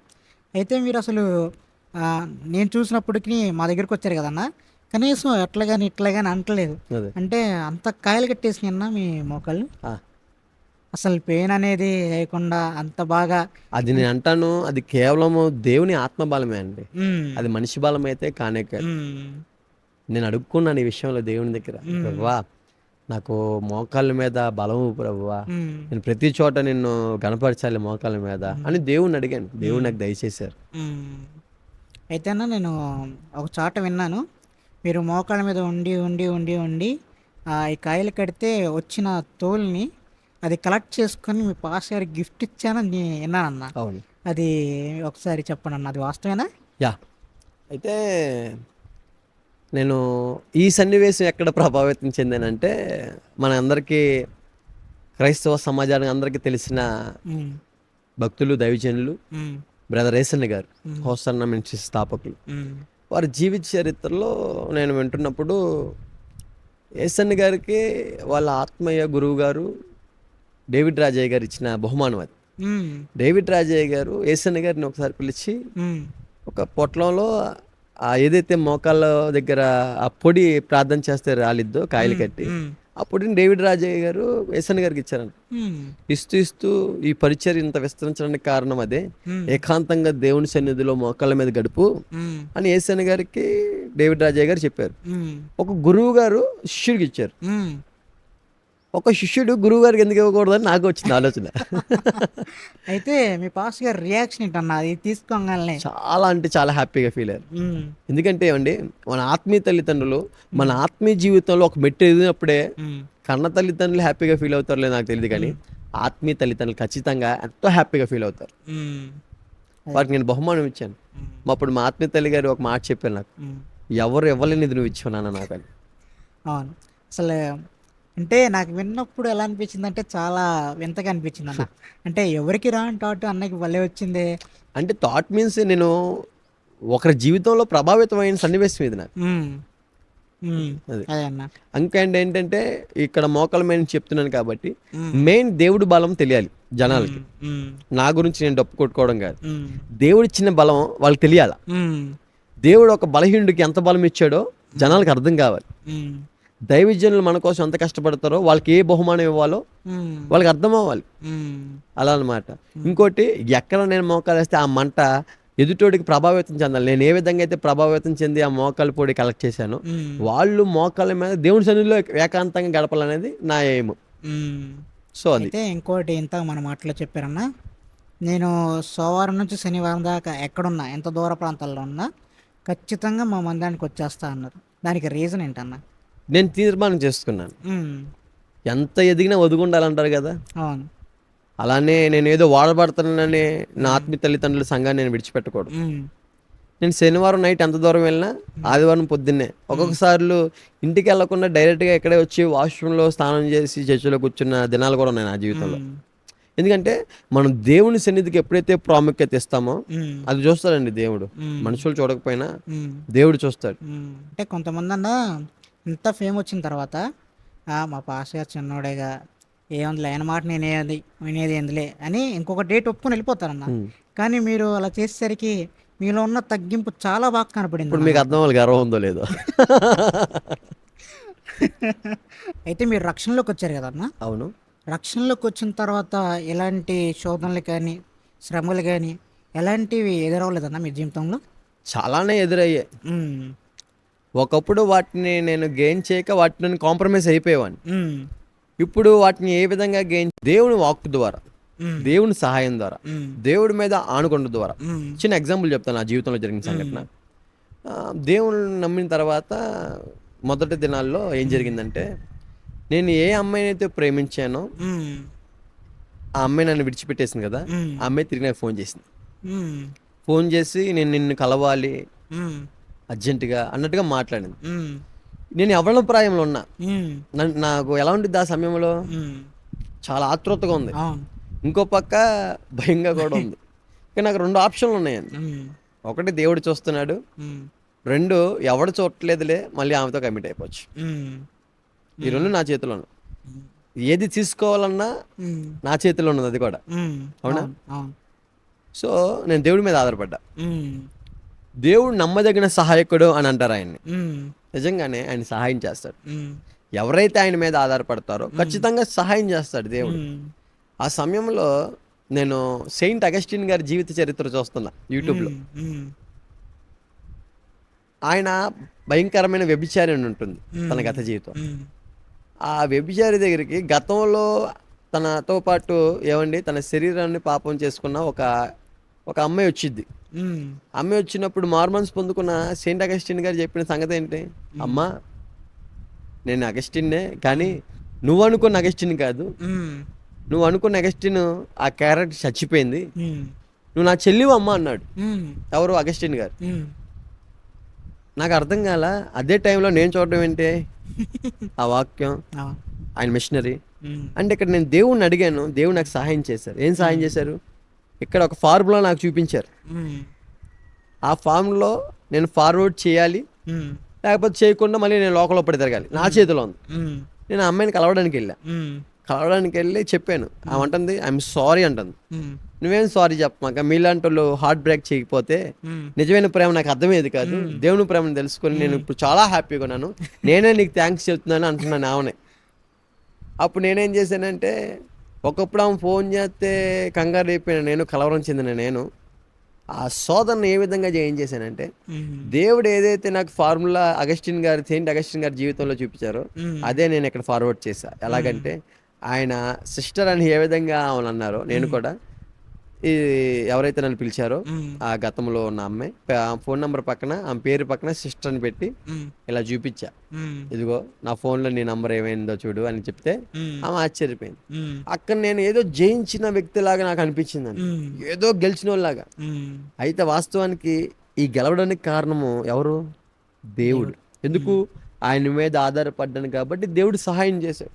ఇలా అనేకమైన పరిస్థితుల్లో దేవుడు సహాయం చేశాడు. అనేకమైన పరీక్షల్లో దేవుడు వాటిని జయించే శక్తి నాకు దయచేశారు. వేరే వాళ్ళు జయించట్లేదు అంటే దేవుడి మీద ఆధారపట్ల. మీరు సాక్ష్యంలోనే ఇద్దరు పిల్లలకి తల్లితో నేను ఉన్నాను అని చెప్పారన్న. అప్పుడు జీవితాన్ని ఇప్పుడు మీరు ఊహించుకుంటే ఇప్పుడు మీకు ఎలా అనిపిస్తుంది? అప్పుడు తప్పు అనిపించలేదా అది అలా చేస్తున్నప్పుడు? అప్పుడు తప్పు అనిపించలేదు, ఎందుకంటే నేను చేసేదంతా కరెక్ట్ అనే ఆలోచనలు ఉన్నా. ఇప్పుడు సిగరెట్ కొట్టుకెళ్ళి అమ్మేవాడి దగ్గరికి వెళ్ళి అన్నా నువ్వు తప్పు చేస్తున్నావు అంటే ఏమంటాడు? గ్రహింపు లేదు, ఎందుకంటే తన బిజినెస్ చేసుకుంటున్న ఆలోచనలు ఉన్నాడు తప్ప నేను ఒకడి యొక్క ఆరోగ్యాన్ని పోగొడుతున్నాను అనే స్థితిలో లేడు. ఆలోచన ఎక్కడి నుంచి వచ్చింది? వాక్యం ఎదుటి వ్యక్తిని ఏ విధంగా చూడాలో, ఏ విధంగా మాట్లాడాలో దేవుడు నేర్పిస్తాడండి. ఒక మాన్యువల్ అనేది ఉండిద్ది మనకి, అది పరిశుద్ధమైన గ్రంథమే.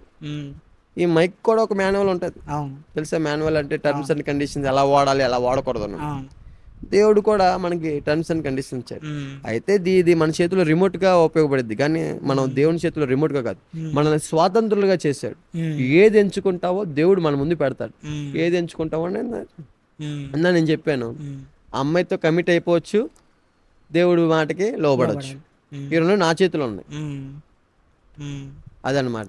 మనం బైబిల్లో చూసుకుంటే యోసేపు గారు కమిట్ అయిపోవచ్చు ఆమెతో, కానీ ఆ సమయంలో ఎవరు లేరు, 4 గోళ్ల మధ్య ఇద్దరు ఉన్నారు, కమిట్ అయిపోవచ్చు. కానీ ఎందుకంటే ఆ సమయంలో కమిట్ అవ్వాలా? భయపడ్డాడు. ఎవరు? యోసేపు గారు. దేవుడు ఉన్నాడనే భయభక్తి అక్కడ చూపించారు. దేవుడు చూస్తున్నాడు అన్నాడు అక్కడ. అర్థమైందా? ఆ సమయంలో యవనస్తుడిగా యోసేపు, యవన సమయంలో ఒక అబ్బాయి దగ్గరికి ఒక అమ్మాయి వచ్చి చేయి పట్టుకుంటే తన హార్మోన్స్ ఏ విధంగా పనిచేస్తాయి. కానీ ఆ సమయంలో ఆ హార్మోన్స్ ఏమి పనిచేయలేదంటే దేవుని భయం. మనం దేవుణ్ణి పెట్టాలండి మన జీవితంలో మొదటి స్థానం. అన్నీ జయించవచ్చు. భక్తులు ఎలా జయించారు? మనం జయించవచ్చు. వారు ఏదైతే భక్తి చేశారో మనం అది చేయాలా. సంసోను దలీలా దగ్గర పడిపోవడానికి కారణం భయభక్తుల్లో లేడు, ఏర్పరచబడ్డ వ్యక్తి అతను. అంటే నేను అంటాను, ఈ ప్రేమ వల్లే చాలా మంది చెడిపోతున్నారు ఫస్ట్ ఆఫ్ ఆల్. ఇంకా ప్రేమ విఫలమైపోయిన తర్వాత ఏదో ఒక మత్తు పదార్థాల్లోకి వెళ్ళడం. నేనే కాదు, నాలాంటి అనేక మంది యవనస్తుల జీవితాల్లో ఎంత చదువుకున్న ఫస్ట్ ర్యాంకర్ అయినా కూడా ఈ ప్రేమ దగ్గర లాక్ అయిపోయి ఒక వెర్రివాడి అయిపోతున్నాడు. అవును కదా? ఈ ప్రేమ అనేది అపవాది వేస్తున్న ఒక చిన్న ఎర. ప్రేమ అనే మాట గొప్పదే, కానీ ఆ ప్రేమని అడ్డు పెట్టుకొని వ్యర్థమైన పనులు చేసి పాపాన్ని భుజాల మీద వేసుకుంటూ ఆ భారాన్ని మోస్తూ వారి జీవితాలు నాశనం చేసుకుంటున్న వాళ్ళు అనేకులు. మరి తల్లిదండ్రుల ప్రేమ అర్థం కాలేదు నాకు. అవును. తల్లిదండ్రులు ఎంత ప్రేమించారు నన్ను, అవును. ఎంత నా కోసం రక్తం చెమటలా కార్చి కష్టపడి పాచి పనులు చేసుకుంటూ, హ్మ్. ఏవండి ఫీజులు కట్టలా వేలకు వేలు. అవును. ఆ ప్రేమ నాకు అర్థం కాలే అప్పుడు. హ్మ్. దేవుని ప్రేమ అర్థం కాల, శాశ్వతమైన ప్రేమ. హ్మ్. మీకు వచ్చింది తప్పన, హ్మ్.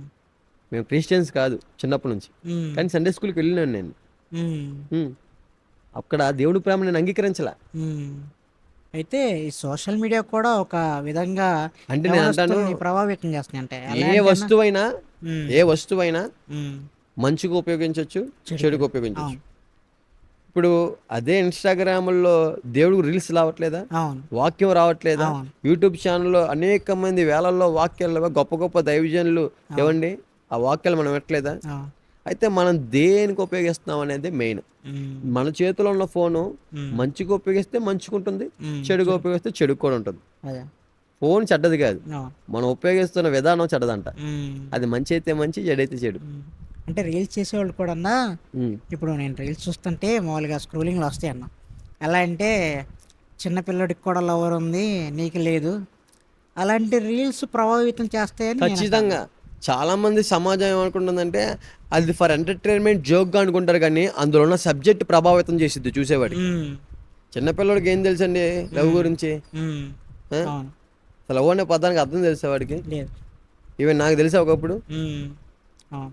ఏం చేసింది? ఈ హ్మ్. లోకంలో సినిమాలు, టీవీలు నన్ను ప్రభావితం చేసాయి. హ్మ్. అదే విధంగా ఏమైతే ఇప్పుడు జరుగుతున్నాయో, ఇంకా కొంచెం ఫాస్ట్‌గా హ్మ్. ప్రభావితం చేస్తాయన్నమాట. హ్మ్. ఒకప్పుడు పాపం అది తక్కువ అనేది, హ్మ్. ఇప్పుడు పాపం విస్తరిస్తుంది అంత్య అవును. దినాల్లో అని అవును. లేఖనాలు సెలవిస్తున్నాయి. అది నెరవేరుతుంది అంతే. హ్మ్. మనం ఆశ్చర్యపోక్కర్లా. అవును. కాకపోతే ఆ పాపం అంటకుండా జీవించి మన రక్షణ మనం కాపాడుకుంటూ ఇతరులను రక్షించాలి. హ్మ్.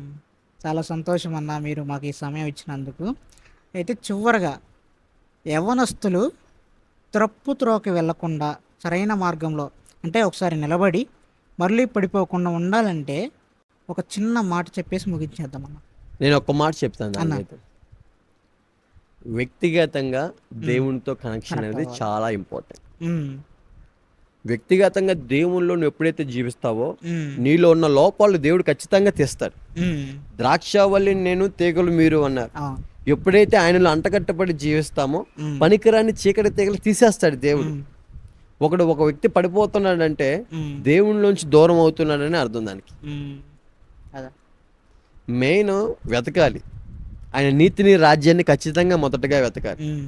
మనం వెతికేది ఏంటంటే ఆరోగ్యం కోసం వెతుకుతాము. హ్మ్. తప్పు అని నేను చెప్పను. ఇల్లు కోసం వెతుకుతాం, ఇల్లు కావాలని అడుగుతాం. హ్మ్. తప్పు అని నేను చెప్పను. హ్మ్.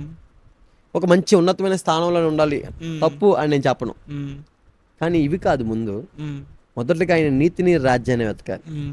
మొదటగా ఆయనకి మనం ప్రాముఖ్యత ఇవ్వాలి. హ్మ్. మన జీవితంలో, మన హృదయంలో హ్మ్. దేవునికి సింహాసనం వేయాలి మొదట. హ్మ్. పుట్ గాడ్ ఫస్ట్ అనే ఒక మాట ఉండిద్ది భలే. అవును. దేవునికి మొదటి స్థానం ఇవ్వాలండి. హ్మ్. ఆ తర్వాత మనకి ఏదైతే కావాలో అది ఖచ్చితంగా దేవుడు ఏర్పాటు చేస్తాడు. హ్మ్.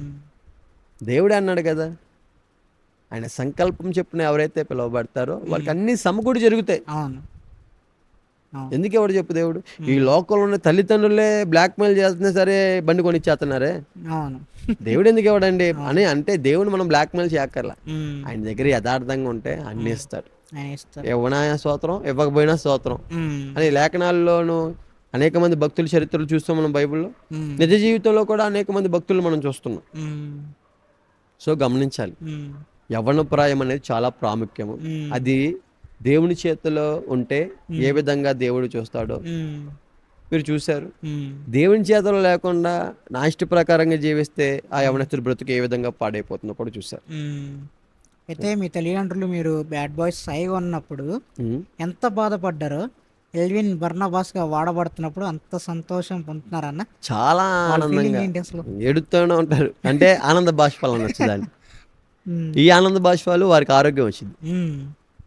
అదే. ఖచ్చితంగా. ఎందుకంటే కొడుకు ఒక ఉన్నతమైన స్థానంలో ఉండాలని తల్లిదండ్రులు కోరుకుంటారు హ్మ్. కదండి. అవును.